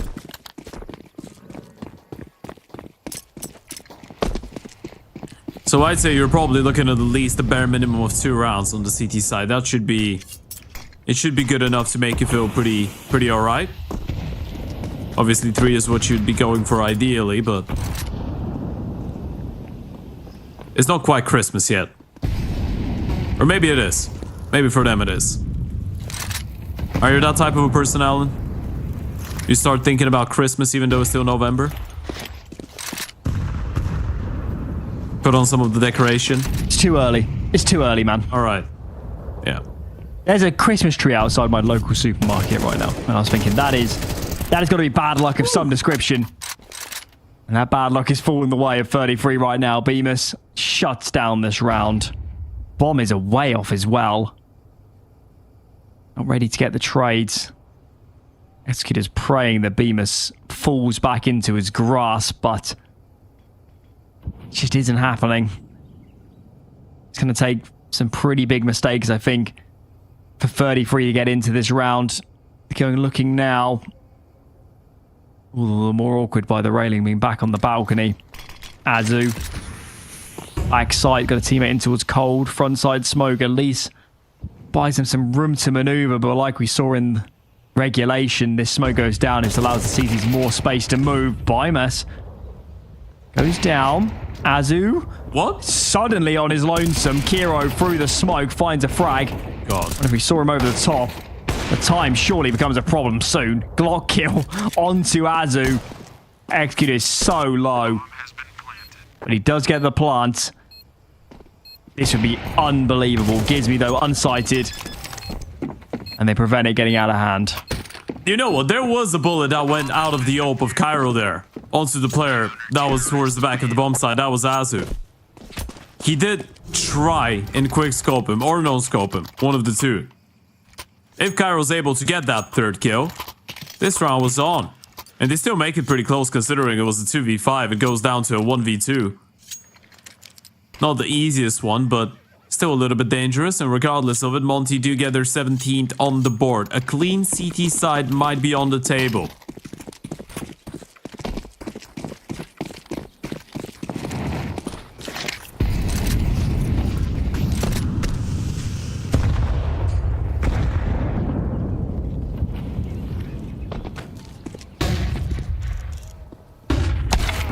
Flash for Azu. Kiro's ready and waiting. He's had some big kills in overtime. That one's important. They've got to get something on the board. Now we turn our eyes to Monte and say, what is the next move for them? They're going to leave Gizmi alone. Bemis peels off to A. Sits in CT spawn for the moment. They need to make a move. And that move is starting to come from apartments, isn't it? 2-man push. They need this information as soon as possible. And they've got it. Well-timed block in towards that banana area. And as of right now, Ryu can just keep on pushing. Right, he's not seeing anyone in towards apartments. He's going to clear out middle as well. There's a bit of a timing on long, I guess. But all in all, they're not really seeing anything. And everything should start screaming this play is going to happen in towards the B-bomb side. Afro's coming in. He's the one with the util as well. Molly, HN, Flash. He's going to be here on time. Here come the flashes. Oh, that is perfect. Absolutely perfect. T-side totally stalled out, but still Kinky finds a second kill. Gives me the effects on the back of the site. Leaves us in an even Steven scenario. Molly doesn't spread. Ryu has one himself. And if it goes on towards Emo, it will be a big trouble for these two players. Afro goes looking. Teammate in towards CT. Player swings wide. That is Kinky, but do they expect a second player? Kiro meets a Molly at his feet. And the Molly does the job. Monte gets all 3 rounds on this half. And that was again on the back of the proactive play in towards the apartments. Felt a little bit tricky the moment that they get themselves into a 4 versus 2 and then the refrags from Kinky come in. That was a nasty spray transfer out of BMAS, especially the 3rd kill.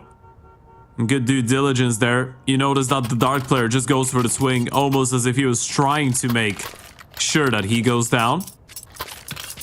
Or just to take the attention away. Afro's using those new charms, the sticker charms. Did you check him out? Only briefly. Only briefly. What do you think? You liking this year's stickers? Well, this major stickers. They're good. They're good. It just it tends to be the case. It's the simpler the better, really. Sure. Is how they roll. Certainly like them more than some of the previous few. And we take that. I've got my personal favorite. Is the 0T rounds one of ZTR. Don't think I've seen that one. That's great. It literally says 0T rounds and then the ZTR capitals. Beautiful. I say it's even more beautiful. Yeah. It's might get a break soon. We might be on a break soon. 4 kills left to find, but this is the laden site. There's 3 defenders here. Apartments explosion into so many players. Ryu does find 1, but it's traded. There's 2 more to go. 1 player out towards Moto. 1 mid-side. Kinky gets the kill with the nade. Azu comes looking. There's a player behind default. Can they deal with him? Oh my god. No, they cannot. Kills are so good in defense. And 33 hold on. I mean, you say kills are so good in defense. Kinky's so good in defense, man. He's not supposed to be firing out on such high cylinders. He's insane. He's absolutely unstoppable. Look at him go. It's like he's the 20-year-old on his team. And he really isn't. Couldn't really be further away. Good old Kinky coming in with a performance of a lifetime. It's been a while since you've seen him play like this. I know even the KD is not positive, but it's just the impact on a lot of those multi-kills. They've been coming in such key rounds.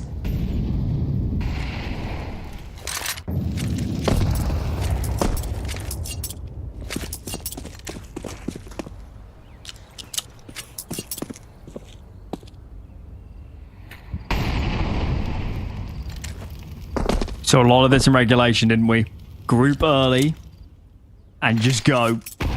They need to beat this. Ooh, these nades are so damaging. So much util landing in towards this car position. Oh my lord. 3 fast kills from Blue White. Executed chimes in as well. They're forced forward by the utility and they went straight into the blender.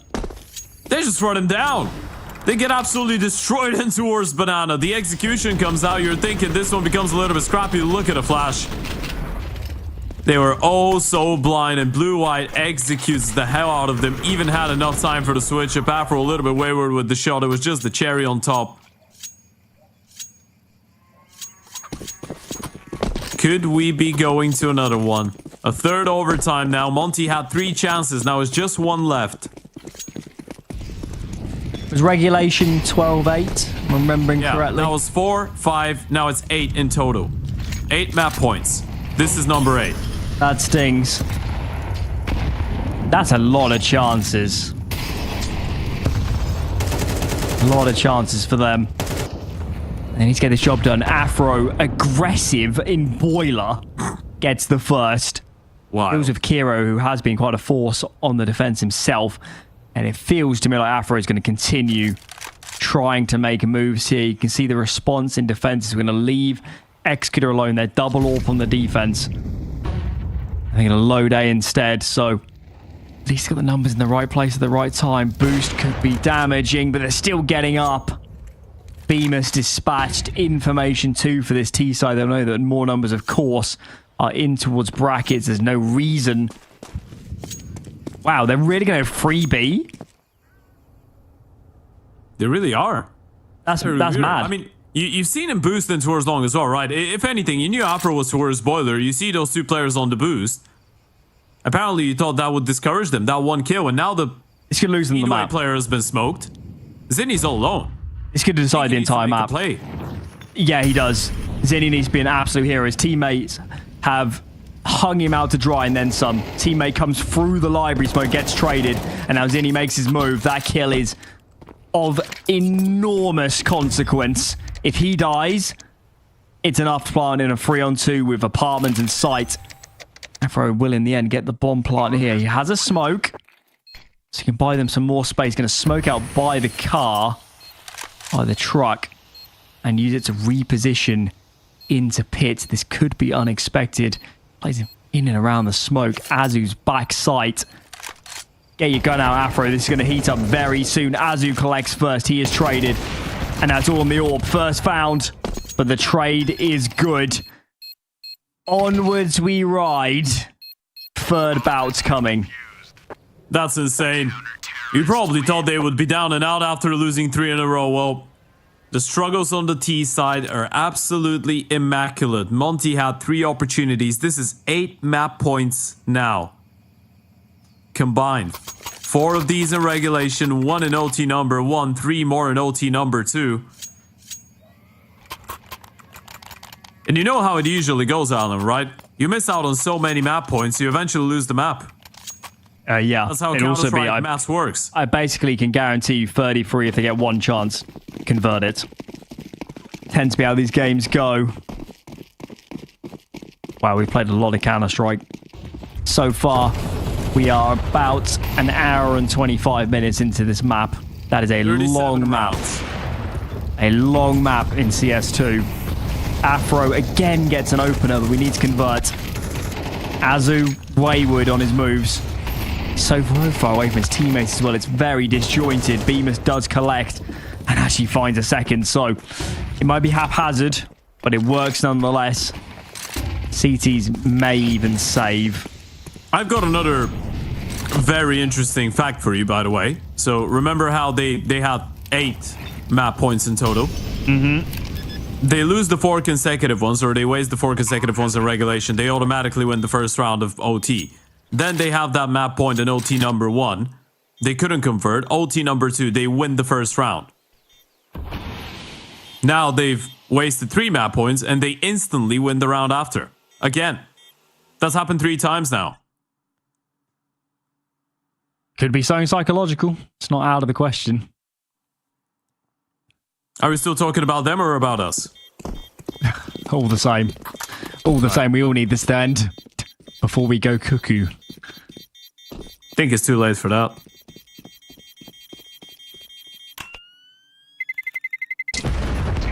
What I'm actually checking is how many opening kills they've had on their map points.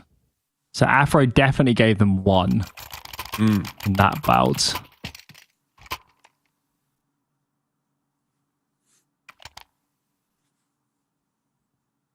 They haven't had that many good positions. No. I mean, Azu, bless him, he's 2 and 9 in opening fights. It's been a tough map. Kinky, on the other hand, 6 and 1. Okay, they had a 5v3 at 18 to 16. Now 5v4 at 18-17. And a 4v5 at 19-18 up. Kinky. Not the one to take that opening this time around. It's Executor on that secondary open. He spotted Azu go towards the left-hand side. They know they've got him trapped.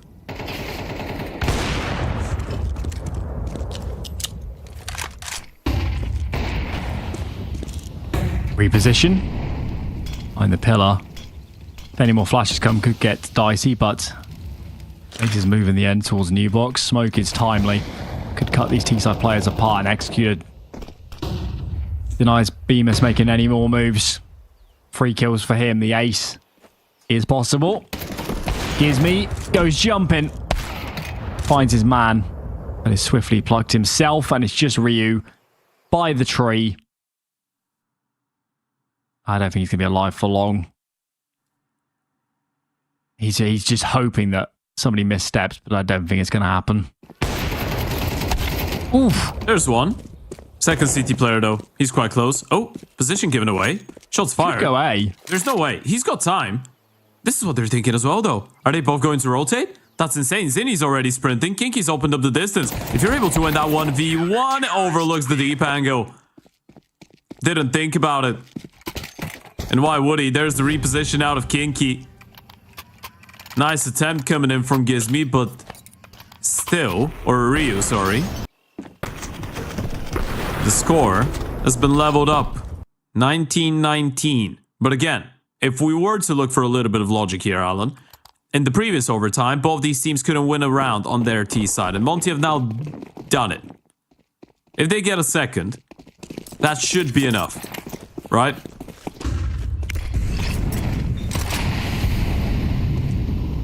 At this point, I'm just hoping there's going to be some logic to it. I hope there's going to be a winner soon, frankly. Irrespective of who takes it. Let him go on. Okay, mid-pop. Got records to break. They're just going to keep going. They've got a chain of flashes. They have a couple mid flashes, and a wider one from the swing from Boiler out towards the porch side. Nobody found, but it's a neat idea. They need to reclaim Banana. They'll know that 4A is a strong possibility right now. And it's actually the CTs that pull the plug first. They're going to swap the AWP onto Banana.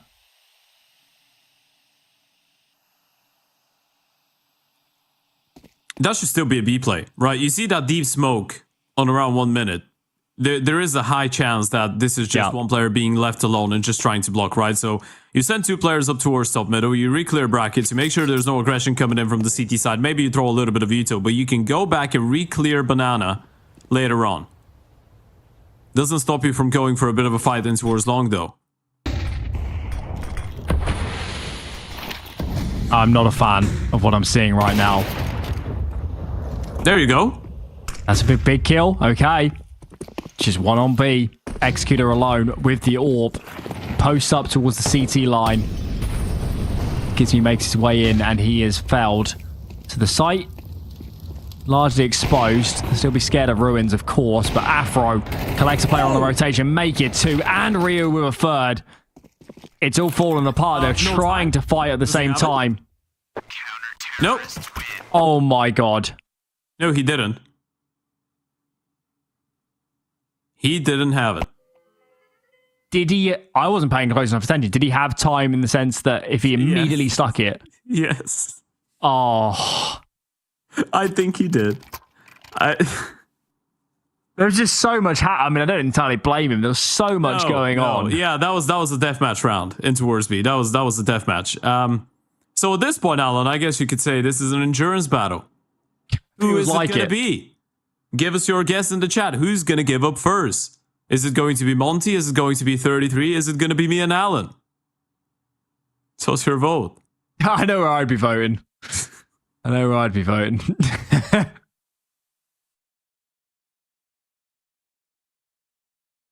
Well, that was a bit tough. If the internet in London mysteriously goes down, you know that I just really needed the toilet. Right. Sure. Yeah, you know what?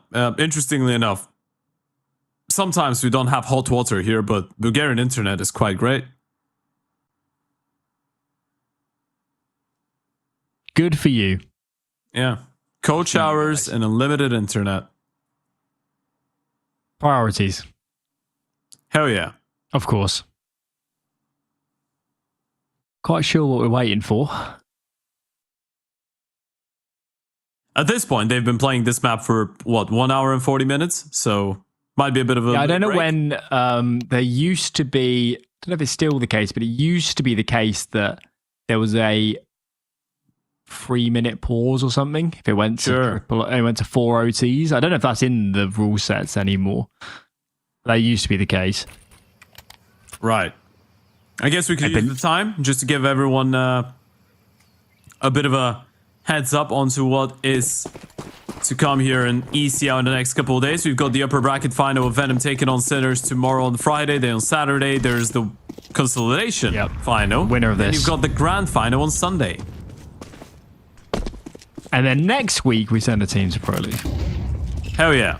So We're gonna have a battle of 4 teams. Every single one of them that's won one of those cups. We've had 4 of them. And they're all gonna play for 1 spot at EPL. So, unironically, 1 out of those 2 teams could be playing Pro League next season.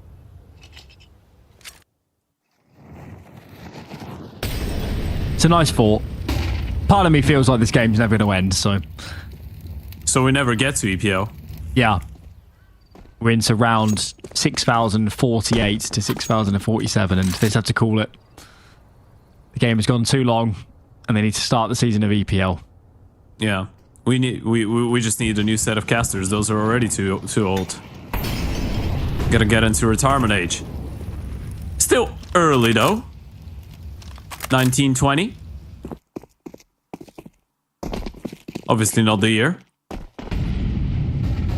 That would be something. That would be something.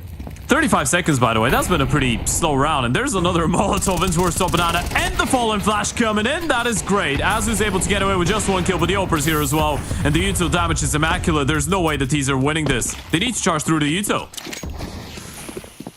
20 seconds is not a lot of time. Gizme up on top of oranges. Does his job. And Afro, who's stalwart on the defense, is traded.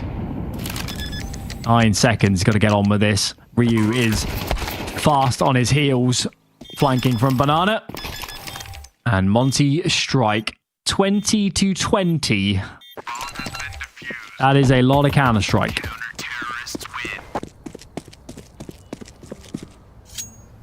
It really is, but that kind of puts him in a good position, right?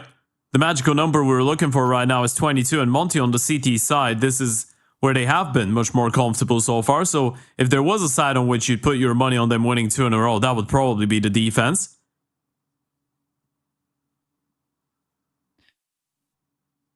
Azu ducks out for a moment, but hopefully get him back in soon. There he is.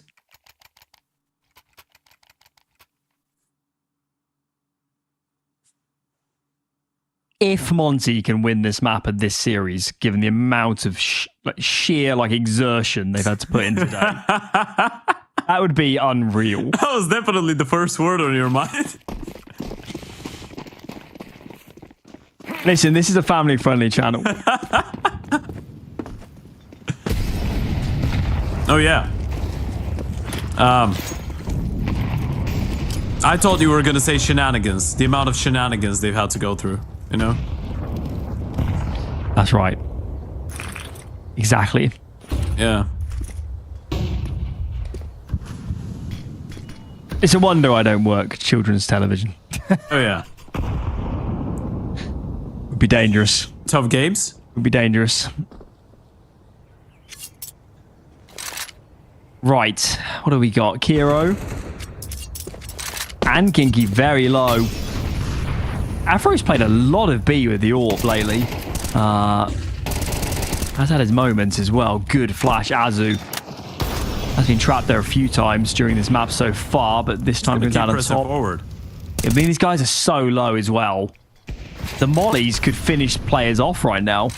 Yeah, and that's a good block. They haven't seen anything on B, by the way, and I think Azu's got a little bit of bonus Uto and towards CT spawn maybe to pick up, and they started rotating. There's another Molotov. 40 seconds on the clock. If Beamon's able to win this fight and get apartments, this round should be over. It's really tough now. Afro finds another, and indeed Bemis holds down mouse 1. Swings out. These are the low HP players, and they're dispatched. Is this chance number 9, Ted? Hell yeah. Remembering correctly? Okay. So imagine this one, folks. It's kind of like having a 12-3 lead. Well, not quite, because it's not the same sequence of rounds, but... That was a sick triple kill coming out of BMS. 33 kills. And that play might have just secured it. One more opportunity for Monte. Critically is on the defense. That is the big difference, I think. I think it might be their first series point on the defense. No, it's not. Is that right? Nope. Yeah. They have 1. Yep. Okay, they had the 1 in the earlier overtimes. Yeah. Still, you definitely put higher odds on them converting it here than on the T side, given how this map has gone so far. And Afro continues. He continues to be a menace. pushed back on mid. He's going to reroute towards short instead. And I think no awards for guessing that he's going to want to reaggress this and fight towards boilers soon. I mean, it's a bit terrifying as well, because you know there could be an ope on the T side as well, right? So if you're Afro, you already did that the first time you had a map point on the CT side. He will keep on going forward. There goes the flash to set him up. And he keeps on searching. There goes the first swing out of boilers. Should be good enough for the refrag, and it will be. Sends him right into a backflip. Executor with an important response, but they still have 3 more players here. The defense is looking pretty strong. Yeah, they got full banana control. Azu commits in front of the Terra's molly to ensure that banana is still theirs, but he is now trapped. Well, just the fact this engagement is so important.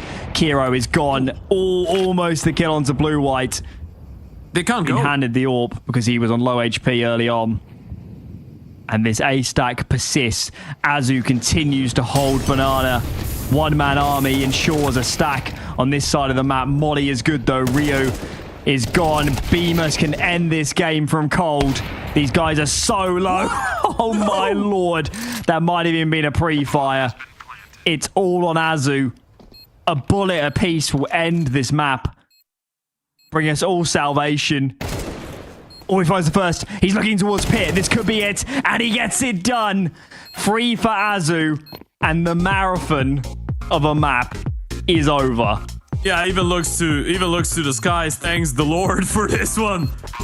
A 22-20. That was a bit of a labored affair, but Monte are able to take it over the line towards the end. And Azu 1v2 clutch was all they needed on their map point number 9. Monte still away 33's map pick. Nobody denies 9 map points from Monte. Nobody does that. Oh my. Well, that was crazy. I'll give them a lot of slack given how much Counter-Strike they've played today. They won a lot of good gun rounds here, and they are up 1 map to the good. Break for us, break for all. Let's reset and come back for map 2 a little bit more energized. We'll see you then.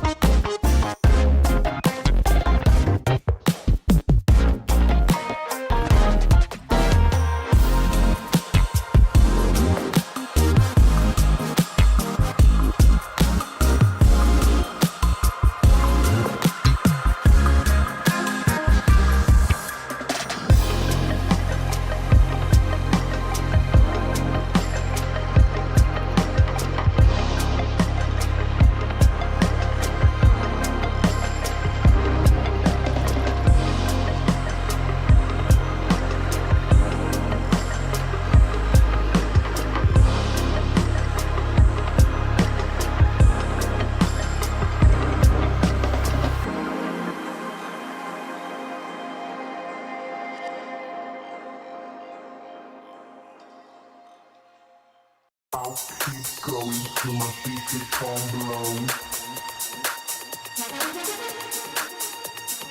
I'll keep going till my speakers come blow.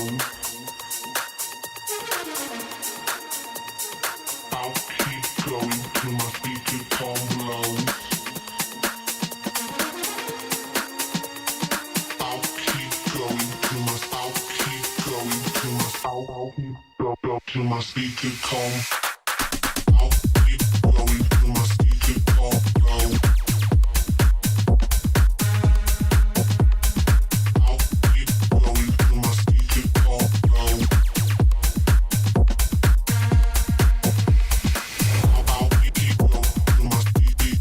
keep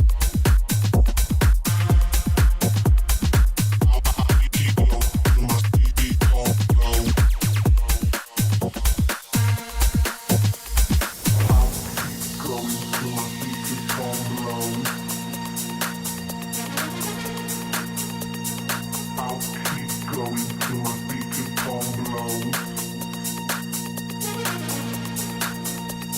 I'll keep going till my speaker come blow.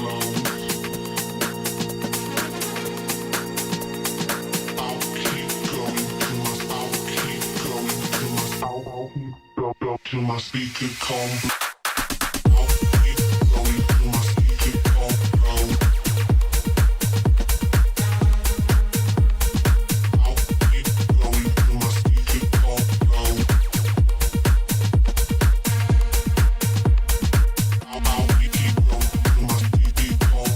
blow.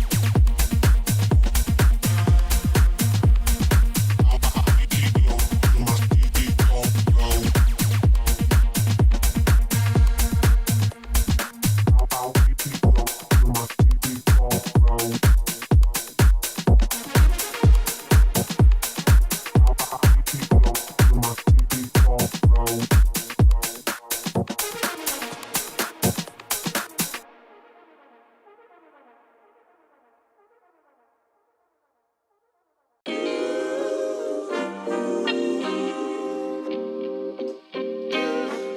Sometimes you gotta pray for a victory.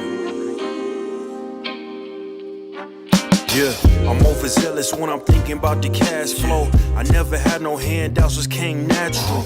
I've been tested so much, all these restless nights, all these different situations that I've been through. I seen pain trying to creep in through the window, but now I'm sliding through the hood in a Benzo.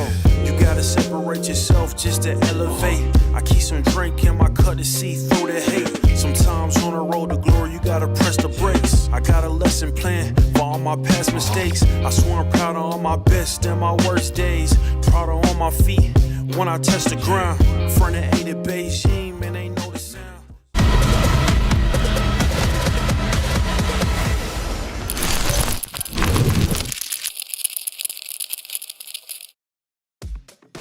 Train up next. You might be looking at the clock and thinking, surely it's time for map 3. No. Map 1 had 2 maps worth of Counter-Strike. This is only map 2. We did say before this series that Inferno was the big question mark here for Monte. Train, to give them credit, is a much more of a known quantity. It's a map it played reasonably well in the last few days. They can do this, man. They can 2-0 this series.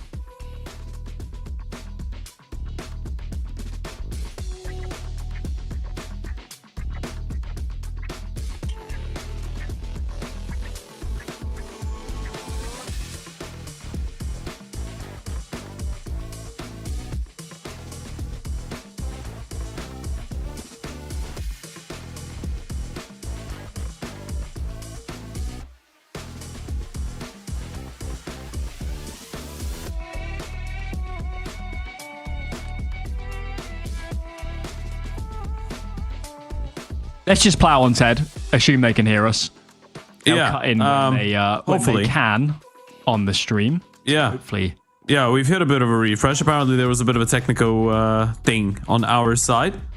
But hey, you know what? Everything's nice. But yeah, we're having a bit of a conversation about... Yeah, we're having a bit of a conversation about Monte potentially having to win this one in a 2-0 fashion, or at least being in a good position to do so after winning the uncertainty of Inferno, which was I guess that map number 1 into the Veto. Let's play a game. 16 out of 17. What do you think that is? Hopefully it's not Monte's train games that go overtime. It's 33's train wins out of the last 17 games they've played on this map. They've won 16 out of their last 17 train maps. 16 out of 17. 16 out of 17. That is completely ridiculous. 16 out of 17. 16 out of 17. I can read the list of teams they've been able to take down if you want. And they're the team that didn't pick the map. Yeah. And you know what's the funny thing, though? Only one of these maps was actually an overtime one. So there's good news for you. And it was the most recent one as well. I'm looking at the names now. They beat Namiga. Venom's in fairly good form right now. K27 earlier in this tournament. 9 with their international project. Some decent names here. Some decent names. That is... and they're also quite recent, aren't they? They've got 4 played in November, a bunch in October. I mean, Train is their best map. Quite literally. That's what makes this Veto even crazier. We were talking about this entire storyline of 33 going for that Inferno pick and this being a bit of a punish because Monte don't usually play it, but they decided to throw a curveball and remove Mirage. Well, guess what? Train has been one of the maps that 33 has been picking into quite a lot as well. Train is one of the maps that they love playing most of the time. And Train is statistically their best map. You're looking at over 50% win rate on the T side. You're looking at over 67% win rate on the CT side. You're looking at over an 80% conversion after getting a 5v4. There's a lot of good things about the Train when it comes down to 33. I guess on the side of Monte, you're looking at 5 consecutive wins to Namiga, Cybershock, Oremon, GG How, and Phantom, but I would still say this game is not over. This is the type of Veto that could see us go all the way, especially considering 33 gets to start on that CT side here. It's going to be intriguing. We're going from a map where potentially both teams aren't super comfortable to, as you're saying, probably the best map for both teams. I was just checking out what Monte's other options would have been.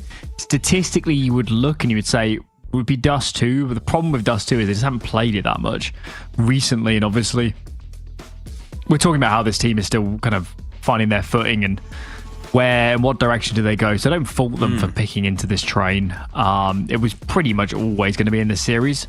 Guess they could have picked Nuke, but it's the same sort of story. Sure.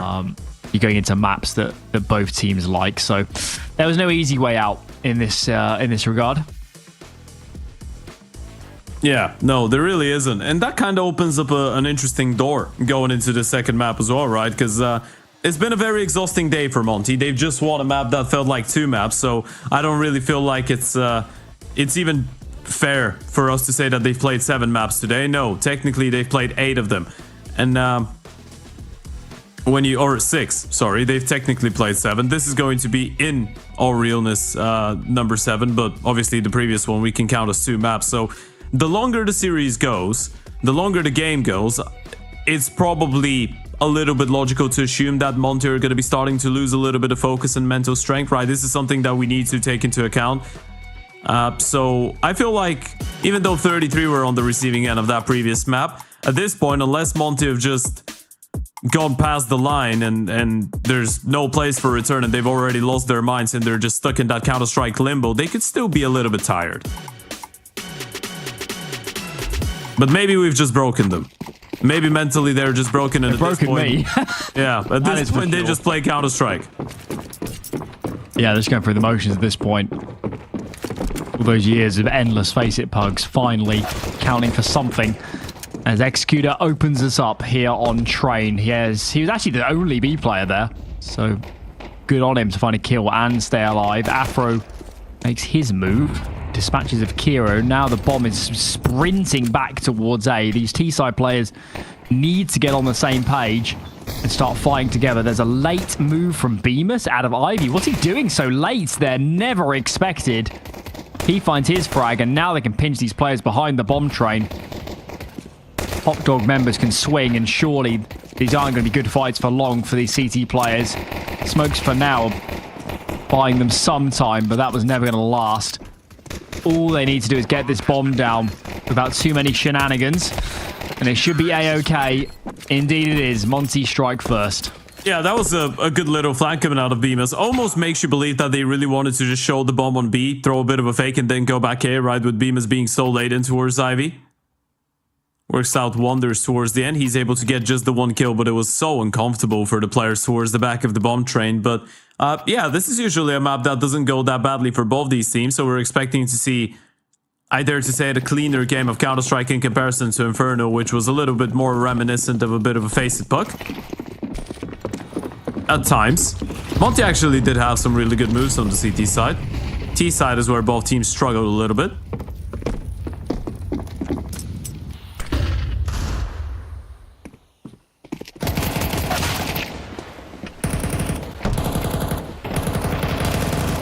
Aggressive move won't come to much.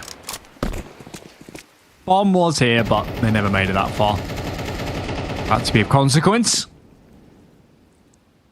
And it's a good start for Monte. It's...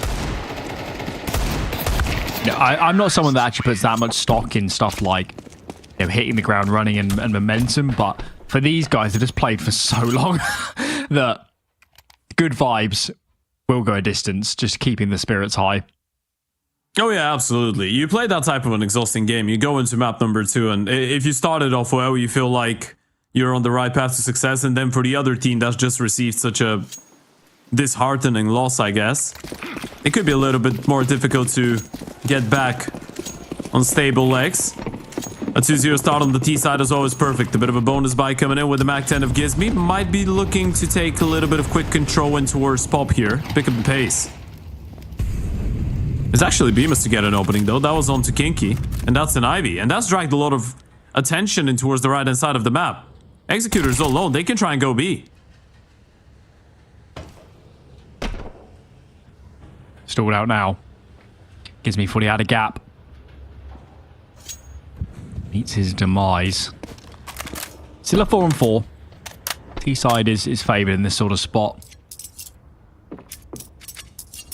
See what they want to do next. Routing players here into Pop. Azu actually going to creep out first with this smoke. Does spot Kiro, but there's a lot of CT players now negotiating their way into position, rerouting onto this bomb site. Blue-white trapped behind the bomb train. Flashed, but still finds his frag. Peeks out, player behind E-Box in Ryu. Can't quite be collected, but still. These T-side players are so low. Any stray bullets could finish the job. Ryu is gone, and now it's just Bemis. He's so low on HP. Bomb is way out towards Connector. This should not be possible. No, you just get one kill out of this, you're going to be pretty happy with it. And even that seems like a prize far too big, considering the circumstances. Bemis 16 HP to work with. And all three of these players are just trying to play it as safe as possible. Not giving him an inch to work with, not going for peaks, not going for jiggles. It's just Cairo that's kind of trying to get some information if possible. There goes one, making a double. Bemis, there's no way. There's no way. And the time was running out. He will go down after time as well. Still able to get a double kill out of it. Makes it quite an expensive round, which, considering that was a bonus for the T side, it's actually not too bad of an ordeal. He still has enough money to go for an AK purchase.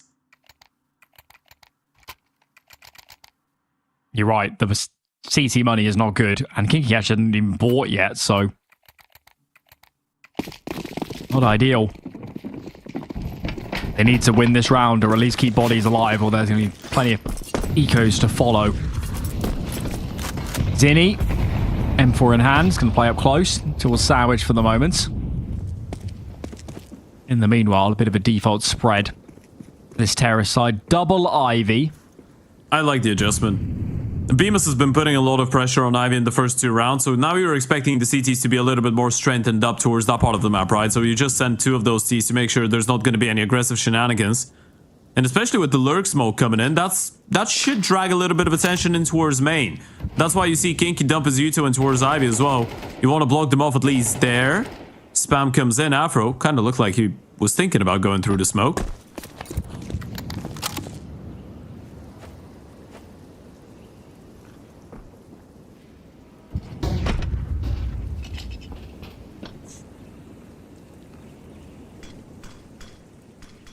Monte have used a lot of util and not got that much map control.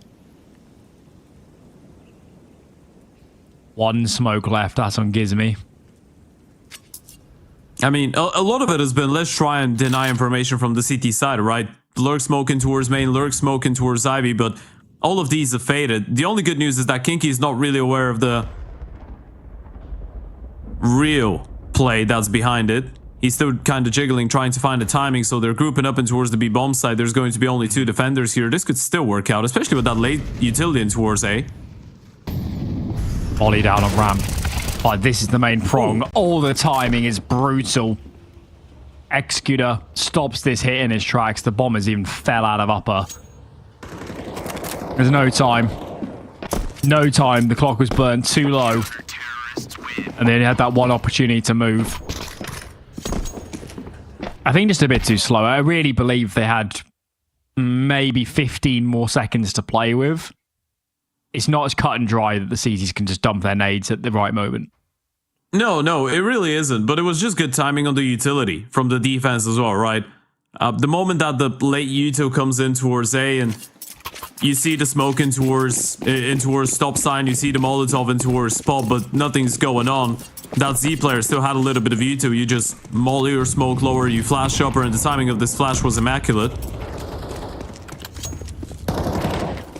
Easy denial coming in from 33, and now we're leveled up. Another investment coming in though. Triple AK, double Tech 9.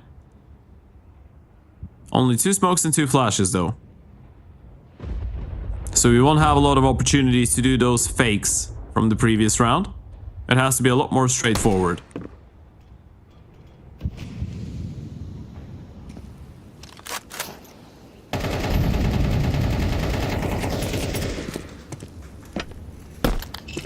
As he's been holding this flash for main, or maybe it's a jump throw for Pop Dog for ages.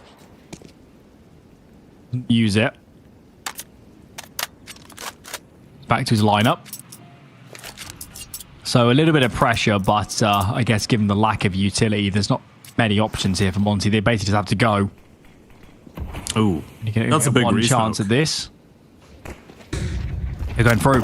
Double flash comes in. Blue-white is blinded. Can they dispatch of him? Bemis is very low, and Nade does the job. Teammates in the meanwhile are covering so much ground. Fast Tech 9 kills. A huge dividend, and now these remaining players have the AKs, so it's even Stevens in that regard. Flash comes through as they come through the smoke. Azu can't connect, and Gizmy is traded.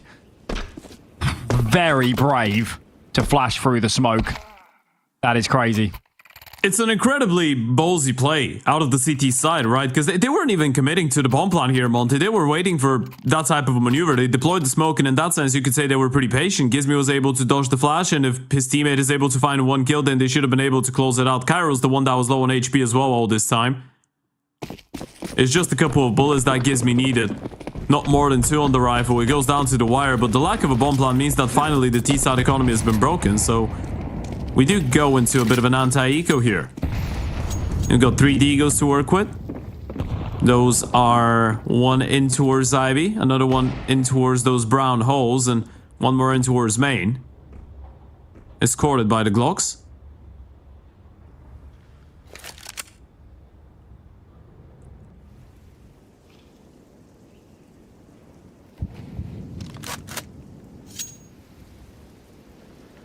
Very default spread for the CT side. There's no need for them to take any risks here. The only way into this is some incredible Deagle shots. We're going to have 4 players upper B. Bemis is Ivy. See if he can be a factor. Kiro collects his first frag. There's the bomb on the train. Will it go down? It doesn't actually go down. That is unbelievable. Wow. Flames do the job. That is crazy. So much fire. You know what? This is a win in my books. I mean, if you're on the T side with that type of an eco and you get a bomb plant without getting a single kill, you're just giving yourselves a bit of a tap on the shoulder. Job well done. We get the bonus cash, and we still have those 2 rounds from the very beginning to lean back on, so it's not too bad of a T side, not too bad of an ordeal. As long as you get back to winning ways in this round, you should be alright. And now because of the bomb plan, Afro's got enough cash to go for an OP. You've got a full belt of Veto for every single one of your players. And a tactical timeout coming in for Kakafu. Azu's got the pop spawn if he really wants to give this one a go. He could sprint it and try and go for an early opening. You've got two players coming in towards main, throwing the double nade in towards pop to try and slow down the guys crossing from the CT side's perspective. That enables Azu to get into a good position. It's a play that a lot of teams love going for. A cool little way to open up around on the T side when you get the blessing from the Counter-Strike gods of having someone in the right place. Let's see, there were plenty of time to discuss their options. And here we go. All right. Azu, heading They're towards doing. main. Still has a good spawn. Does indeed. Not going pop, but using the spawn all the same. He's got a lot of space, and check it out. 3 players Ivy for the CT side. I don't think this is a good time to be pushing Ivy, given the terrorist positioning. Azu has so much room to play with. He can hit all these members around him. Ryu finds 1 kill from further back, as does Bemis. The CT side is completely disorientated. Ryu is somehow in behind them as he collects another. There's so much going on here. Kiro tries to fight from the Ivy side, but is dealt with in the end, and Executor's left alone.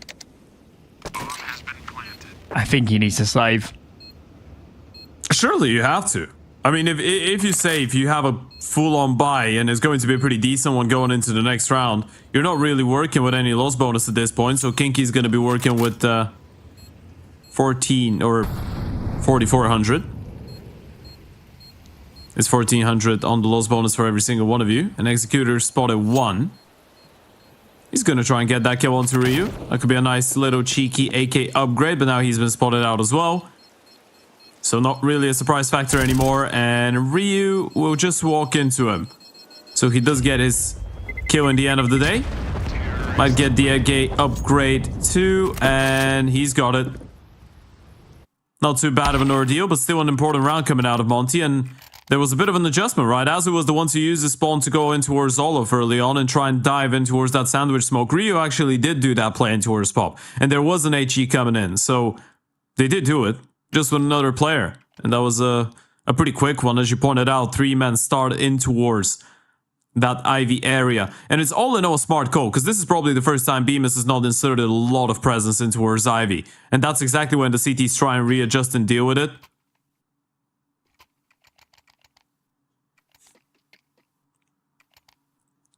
Good moment to switch it up for Monte.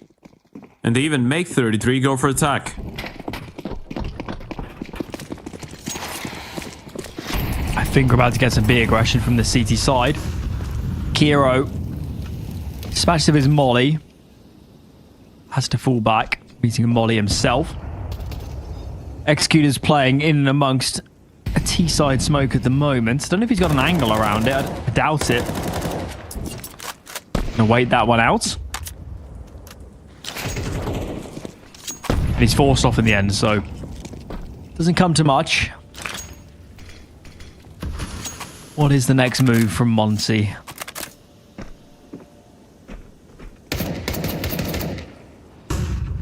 That's going to be another fake. It's a big risk, by the way, to be solo B right now, because they know that players will default in that direction. The bomb is heading towards A. It's be a heck of a read for 33. And now clearing main. Got a lot of map control. Afro. Oh. Takes a bullet in his direction. Now you know where the opera is. They need to pull the plug in this. They don't have main, and they've been spotted in pop. It's just too much to force it out. Might feel a little bit too obvious though, right? The CTs know exactly what the Ts have, so knowing that, they've rotated more players B. This is starting to fall apart. Afro needs to do something incredible. Bemis now on location, but there's another player in Kiro. And from the rafters. And indeed, the cleanup squad is here. Yeah. Real issue there was Monte just didn't respect they fully lost main. Their A fake was pretty limp, and they didn't commit that much to clearing main itself. They were more focused on the site. It did feel a little bit awkward for a second. It kind of felt like they were just playing into the hand of the CT side, right? Just making the obvious, doing the obvious thing, being a little bit passive. So far, we've seen just one quick round out of Monte. Let's think about that for a second. And that was the one where Azu had the spawn and they sent him out A. And that one worked out just fine. So you might be thinking about putting up the pressure and going with something a little bit pacier going into the next buy round. Obviously, that's not going to be it now, as you've just got Azu on a bit of a hero galore. Get him boosted, see if he's going to be able to find something, and then maybe you can try and work your way forward off of that.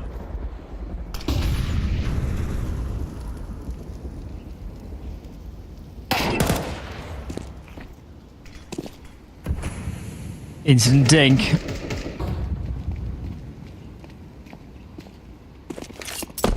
Bemis has armor. They're going to opt for that instead. Toss that gun over. The gig is somewhat up. Another player taking damage.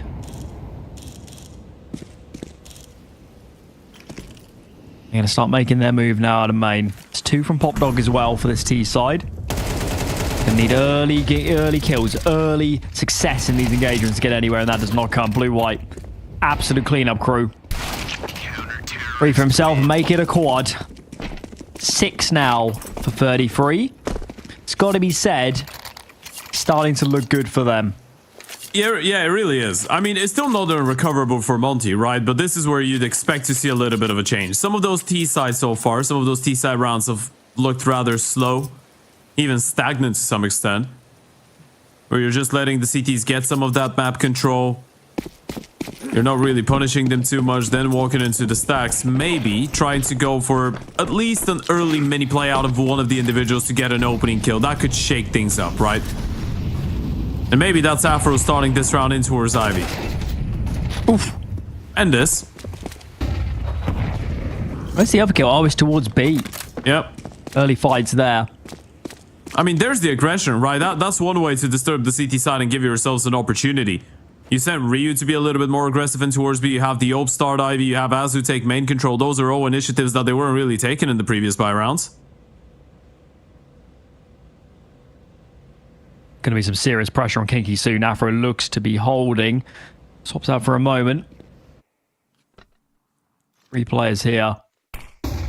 Flash comes in. Can he find the frag? It's labored. There is a trade. At least some information, I guess, for the CT side allows Executor to readjust, but now it's him tasked with getting this done, and Bemis might take a bullet to the cranium, but dishes one out back in tow, and AK wins in that regard.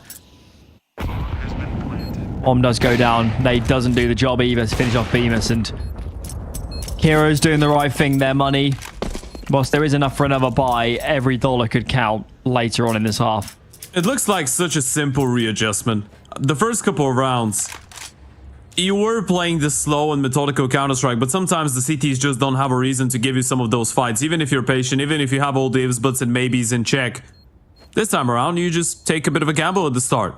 You're a little bit more aggressive, the fights go your way, and then from that point on, when you're in a 4 versus 3, it's a lot easier to be slow and methodical. Just wait for the CTs to make a move, but just give them the reason to feel like they're in a position where they need to do so.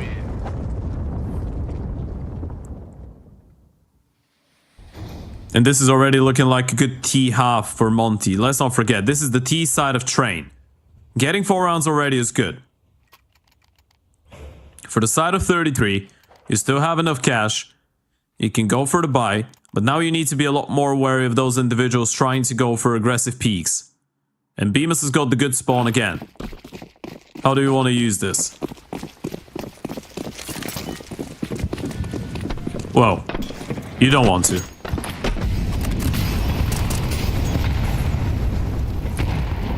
Back to Ivy, though. Ooh. Ooh, that was close. That was a headshot through the train, I think. God, that's just taking so much damage. As is Gizmi. In the territory with these sort of HP bars, that this Ivy presence has got to do something. Ryu's walks out upper B. Ryu's got all this space on B. Bemis, in the meanwhile, continues to be an absolute menace towards this Ivy side of the map. This could really bring Ryu into play. You can see the B players peeled off to cover CT spawn. Where's the bomb? Monte need to join the dots here. Do they realize how exposed B is right now? That's insane. It's absolutely wild, and Bemis is still on the lookout. Zinni's made a bit of a noise. He's jumped up. Not sure if that was a conscious decision, and now he's dumping some of that Yuto. Bemis, another kill here, could be absolutely massive. He's gonna try and go for it. Player on his left, player on his right. It's a question of timings. Blue-White is looking for him. He should get cleared out. There goes the peek out of Zinni. He will go down, but the B play is still coming. Oh. Had no idea. Had no idea Ryu was that advanced. Just the one kill. Just the one kill. It's actually swinging back, this pendulum. It's hard to believe it, really, given how much space Bemis had generated for his team. The end result is this. Afro Gizmi got work to do. Gizmi scoops up the AWP, given his low HP. Afro stuck behind the bomb train at the moment. And there's not much leeway for error. Gizmi collects. First frag found. Afro continues to tuck behind the site. He is unsighted. Kiro left alone. There's not a lot of time. Needs to find this kill, and he cannot. Afro denies. 5 rounds for Monte. You said it earlier, Ted. This half is still on the cards for Monte, and they're making a good run of it. Yeah, they really are, and that's a big clutch coming out of Afro as well. A fantastic play out of Ryu, though. He's the one to take all of that space, and he was patient enough with it. They wanted to explore their options. And again, this is so much better. You've got those two advanced players in really good positions. You can slow things down. You can see what they find. Bemis goes down. Ryu's still alive, and he's able to get a free kill out of it. Just waited for his teammates to get up in close proximity. And Afro's left in the clutch. Able to step it up. All in all, Afro and Bemis have been playing a really good game of Counter-Strike throughout the series, right? Afro obviously had those couple of rounds on Inferno where he was not as locked in after reaching 18 and 9, and then going on to a bit of a streak of not really being able to do a lot. But then in overtime, it felt like he woke up again. And on the T side here, he's been doing all right. Bemis in towards Ivy, though, he's been a menace and a half, 12 and 7. Feels like he's just a really, really big threat to deal with.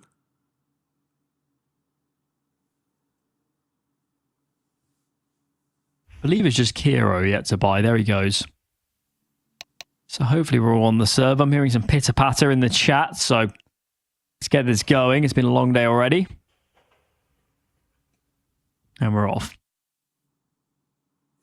Okay. Well, we'll see if the trend of calling continues for Monte. It's been letting the extremities work, really, isn't it? There's been so much Ivy presence. It's almost jarring seeing so much, but interesting to see whether they continue. You'd have thought the CTs might adjust into something else. Early move towards ramp. One player in very aggressively. That's Kiro. So far advanced. I think they run boosted him, Ted, by the way. From what I can see on the minimap. He was so quick. You know, it might have been. I'm pretty sure it was. But if they did, that's a really cool thing. That's a very cool play. Almost a shame he's just good for the one, isn't it? They do have a bit of a double push coming in towards Pop, and this has been the case so far. You force an early fight, the CTs go looking for information. No one's looking. It's bomb as well. Trying to get tricksy with the moves, with the boosting, with the whatever was going disguising noise. I'm not sure. Doesn't work. Now a very tough gig to recover this bomb. Double flash comes in. I'm not sure that was necessary to fight so aggressively into Pop. Yeah, they can still bring this one back. I mean, look at where Kinky is. He's doing towards stop sign on A. And he's been spotted out, so you should know Executor's all alone. Smoke, he's going to give away his position. Switches to the Ope.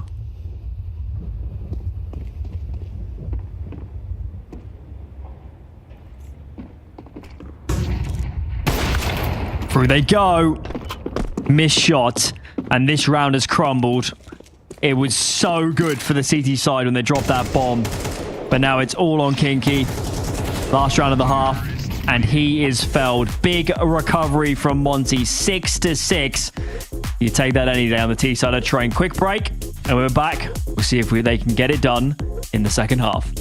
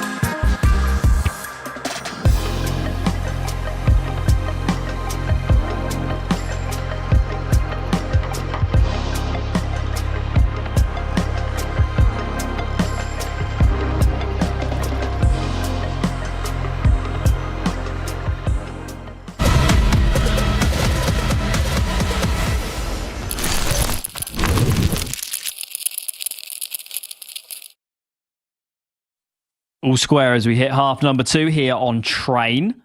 That said, it was looking a bit dire early on for Monte, so good recovery. They're up to 6, and now they're on the defense. CT side, of course, on Inferno.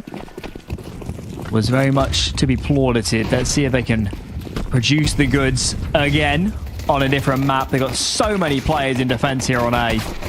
All over this bomb site.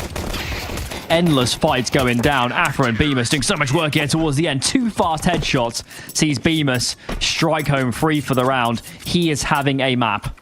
Yeah, he really is. And it's such a relief to see that type of a performance out of Bemis. We were constantly haunted by the question, who's the big star on the side of Monte? Well, might as well be the only guy that spent multiple years playing Tier 1 Counter-Strike a couple of years ago, right? It was just such a long time ago for Bemis. 2020 when he joined FaZe, then playing in Mals between 2020 and 2023.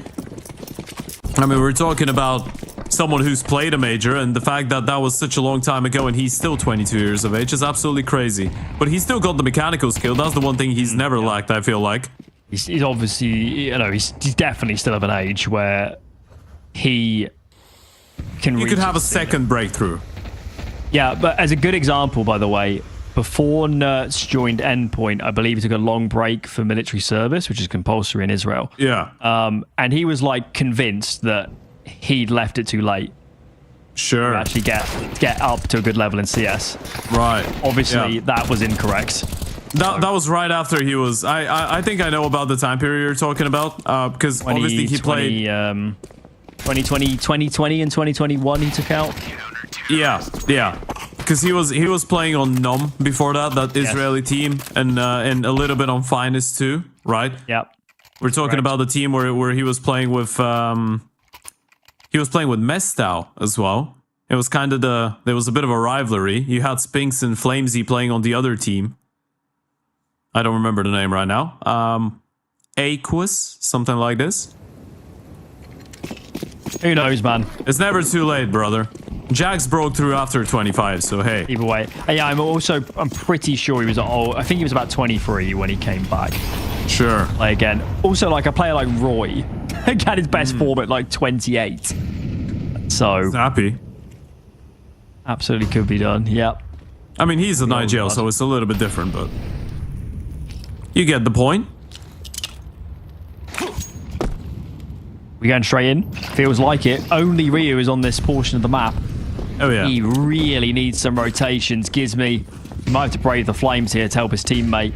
2 players rotating through the back lanes, but I think they'll be too late. Ryu's in a real tough spot here. Does find one, and actually a second. Hold on. The silencer paying dividends.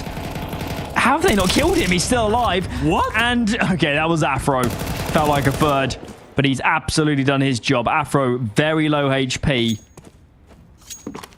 Really needs Bemis to take the first engagement. As this bomb loops back. He's going the long way around. A bit of a sweaty gamer, isn't he? Look at Bemis, though. He's moving all the way in towards main. He's going to start hearing the steps now. He's already won it. 17 HP. Bemis is already here. He's just one step ahead. A double kill. Another one. 19 and 8 already, but you got to give a little bit of credit to Ryu as well. He was like a ghost on that B-bomb side. It's 33 to 14 for Bemis and Afro combined. That is absurd. We haven't even played that many rounds. We're going into round 16 now. What a map they've been having. And that has done bad things to the 33 economy, hasn't it? They're forced into this half-buy position.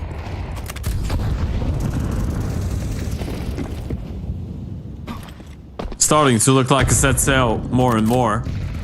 They still have a little bit of Veto on the T side, but Gizmy is just playing this one safe. The moment that you spot someone on the jiggle, you just back off. And they started 4 in towards A again, by the way. They're entrusting Ryu quite a lot.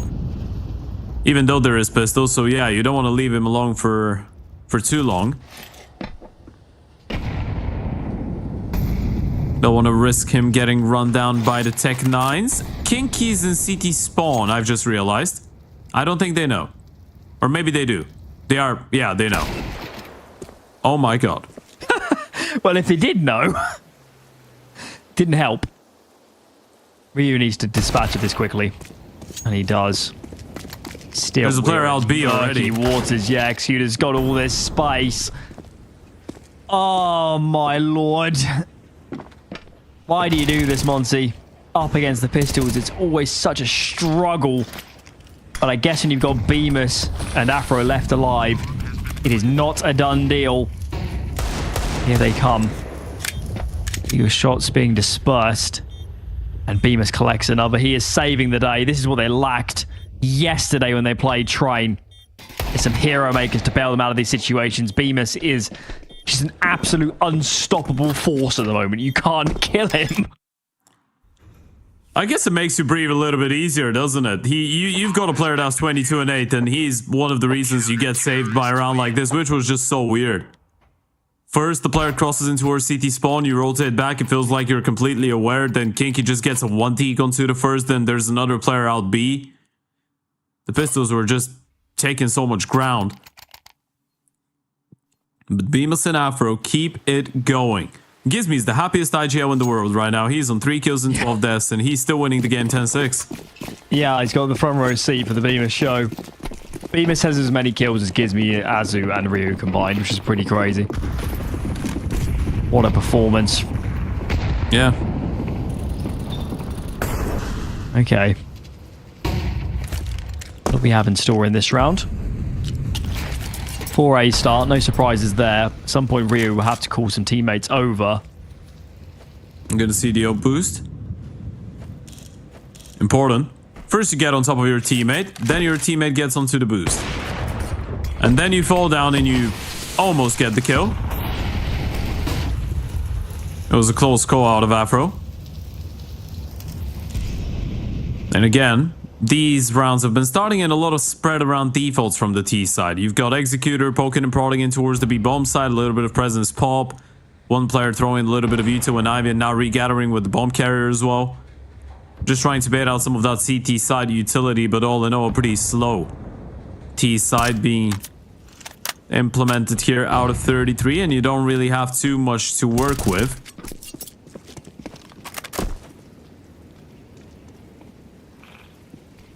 It does look like an A play, but there's another re-smoke in towards Pop, and that on 36 seconds could be massive. They're trying to flash their way out, probably swing on a timing. Or wait it out. That's gonna be a late play, a very late play. Here we go. Barrage of flashes, and Azu cannot finish his food. Afro does find one. Can he find more? Smoke now blooms, and he does collect a second. Ooh. Oh my lord, this is a hold and a half. Afro through the smoke, and time is gone. Wow, that is potentially a round winning. Well, beyond that, pretty much a series winning hold at that point. I feel like it was, yeah. And Afro's, I'm not sure if he had a nade to break the smoke or that was just bullets firing through. Obviously, the first one, I think he was able to spot the player. Second one is a massive difference maker. And you lose the first player on the side. Azu starts spamming, but he's forced to get back to safety. And then he's able to get a double out of the back of the bomb side as well. It was a bit of a weird one. Actually, not a double, but a singular and staying alive, which was still impactful enough. And then, of course, Bemis was able to chime in with another. Obviope. Afro's quicker.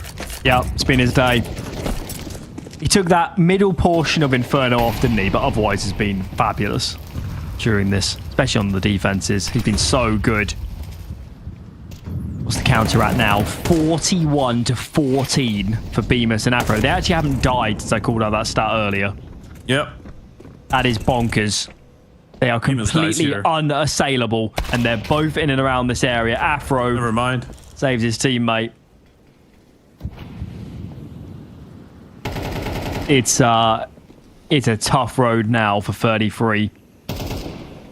Oof, they do collect Gizmy, and Bemis is low. Ryu called over to support his team, and they collect Afro. This has gone from bad to worse for the CT side. This round was all but over. The map was all but over.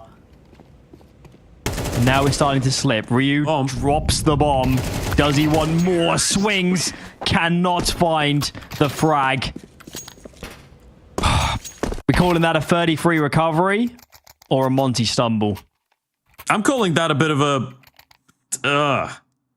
Yeah, a bit of an That was a... it just fell apart. Monte should have probably converted that, right? That was what, a 4v2? Yes. Yeah, it was. And then you just go into a couple 1v1s. They don't go your way. Bemis was always low on HP, so I guess he was never the one to be left in that type of a situation. Ideally. Afro going down was the real difference maker, it feels like. Those are the types of rounds that could mean something and make a difference. Afro, mollied out, flashed. Good protocols coming out of the T's to make sure that the opener is not going to be able to run away with a free opener. He does want to go back for more. Nate and Molly in towards Bob. That one's going to land flush. They want to fight. Perfect. Afro has been... He's playing with such confidence. He's in that state where he just knows he's going to win fights at this point. He's gone down. Where's that? That's Ivy. Okay, so Kinky took a lot of space in the meanwhile. With all this fighting elsewhere, they need to deal with that player. Or at least not be exposed to him. But it's causing a lot of movement on this A-bomb side, isn't it? They can't look at Pop Dog. They can't look at Main. I guess Gizmy is covering Pop Dog now. He's got aggressive, so... Does alleviate some pressure, but still... I think they've lost eyes on Kinky. I'm not sure they know he's this far advanced. Yeah, you can see Bemis trying to find him as well, right? He's on a bit of a move, get some of that information. It's, if anything, very uncomfortable for Azu as well. And Bemis is not really looking in towards hell, is he? There goes the reaction. You were dead on. They were not ready. And Azu's been spotted out. You know where he's at. Flashed, mollied, killed by Cairo and Diop, low HP on Kinky, and this is another one. That one was a 3 versus 5, and now a 3v2. Gizmi and Ryu, with Gizmi being low on HP, they need to hold on, back off. Time to start pausing, isn't it? Because yep, clearly in these mid, I'll give him a bit more slack on this one. At least it was more of a T-side player making a move, but still, something's getting lost in translation. They're in such advantageous spots in both of these rounds that they could honestly play retake on one of the sides, couldn't they? And just crossfire every possible angle. Or in this case, fully give Ivy and whatever play into Pop Dog, maybe take main. They just don't get on the same page and they feed in piecemeal yet again.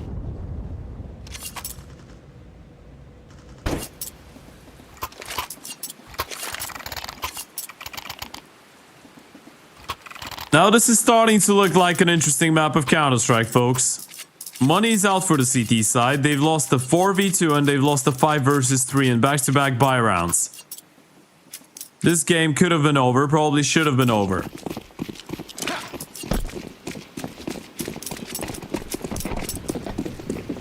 It's pretty on now though.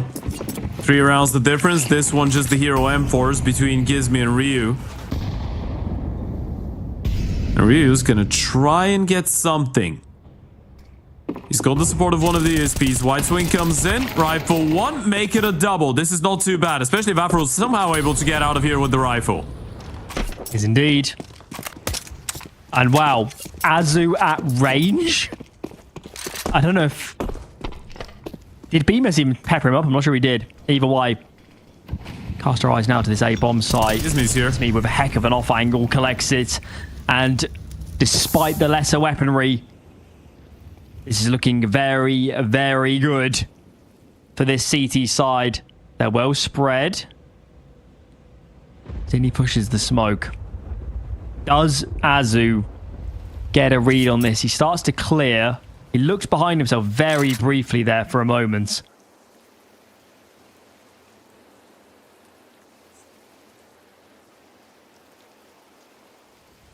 It's the only way into this round for Zinni is catching players unaware. You need to get a kill. Yeah, as soon as he gets on this site, he's lost his advantage because essentially this is just like pushing out through B normally. He finds Azu. 24 seconds to go. Gizmi's actually going to relocate. I like this to play fully with his teammate. He was towards ramp. Afro goes searching first. You can see Zinni is having to consider all possibilities at the moment. Afro starts making his move, swinging out wide by Thomas. The timing, I believe, is with him, and it is. It's going to be 12 for Monte off a very much lesser buy. Yeah, and of course there's the half buy to pay dividends. The double peek in towards that upper ramp, getting the opening 2 kills out of Ryu. Afro able to get out of there with his life and a rifle. Then the double swing happens in towards Ivy with the USPs. We're going to check it out on the replay. Lovely shooting coming out of Ryu. And Gizmi just needed to shoot that one player to the back of the head, and he did perfectly. 12-8. 4 map points. Don't. Looks a little bit familiar, doesn't it? Don't do it. Don't do it. I want to be in bed before midnight. We've been in a similar situation. I've been here before. I've seen Have this. they learned their lesson? It's got to be said, actually. It's mind-blowing to me that Monte are playing their cleanest Counter-Strike this late in the day.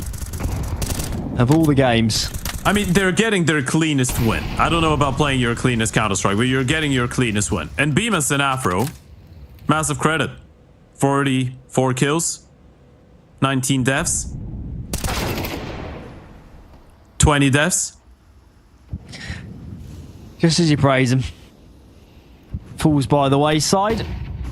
I mean, in order for this game to go into overtime, he did need to lose that fight. Mm-hmm. What's Azu gonna do? He is hella exposed to Ivy and decides my one route out is forward. Where's he going? He's going to go up the stairs. Executor's defaulted towards B. There's a lot going on here. Ryu's clearing CT's spawn right now. And that's where the T's are headed. When is this game of musical chairs going to stop? Look at Ryu, though. That Alfango is very powerful. They know exactly what's going on. And Afro's going to move back up as well.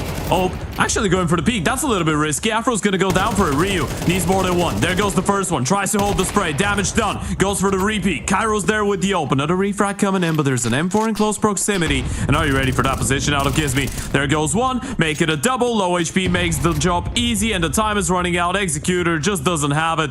Doesn't have enough time. Even if he gets the one kill, this one is over. Monte are going to be going into that consolidation final. Executor can't win it, and in disbelief he shoots around as 33 fall down to Monte in a 2-map affair that felt like a 4-mapper. It's a huge recovery. That was not a great start for Monte at the start of that first half, and they win so many rounds after going down 3-6 to close out the map. It has been, well, quite a long series, given it was a short second map, that's for sure. Inferno went all the distance, and again, they've just played so much CS today. I'm willing to give them a lot more slack than I have the last couple days. Oh yeah, absolutely. Credit where credit's due. Yeah, it's also that, you know, the reason we might sound quite critical of Monte is because they put themselves in so many good positions, and that is in and of itself quite an achievement. There's so many good players on this team. There's so much spice when they actually unleash it. When they let Afro play, it is a thing to behold. So long may it continue, and if they can clean up just a tiny bit, they are absolutely a threat to win this tournament. Absolutely, and from that point on, 2 best of 3s is what they need. Of course, commiserations to the side of 33, a bit of a younger squad. A couple names, as we said, coming in from that Rush B project, and they were still one of the more entertaining teams going into throughout this entire tournament. Had a lot of 2-0 wins, lost a really close series against Venom, and this is probably where, if you're 33, you're just a little bit frustrated after all the overtimes, right? They lost that third and final map against Venom in overtime. Now they've lost that Inferno in triple overtime against Monte. So there's been a lot of close calls, but Monte will be playing against the loser of Sinners and Venom. Of course, their next game is going to take place on Saturday evening. And tomorrow we're going to be taking a look at the upper bracket final, which will see the Polish side take on the Sinners. Will be spicy, and of course, winner that gets through to the grand final. Loser will face a Monte after some much needed rest from their regard.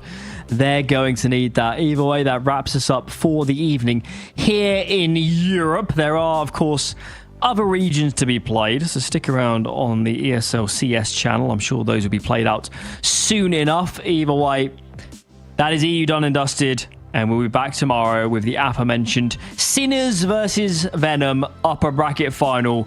You do not want to miss that, and we'll see you then. ESL presents ESL Challenger League in partnership with Intel, Acer Predator, DHL, and Qiddiya.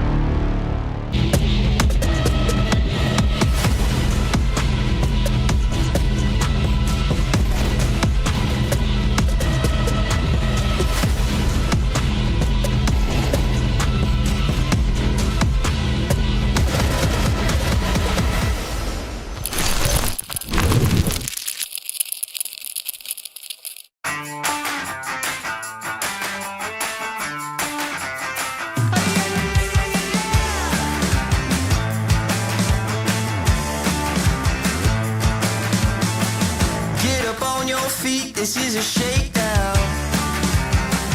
Order up that beat just like it's takeout. Show me you got soul inside those new shoes, and you can rock and roll with an attitude. So good, so fresh, just the way you like it.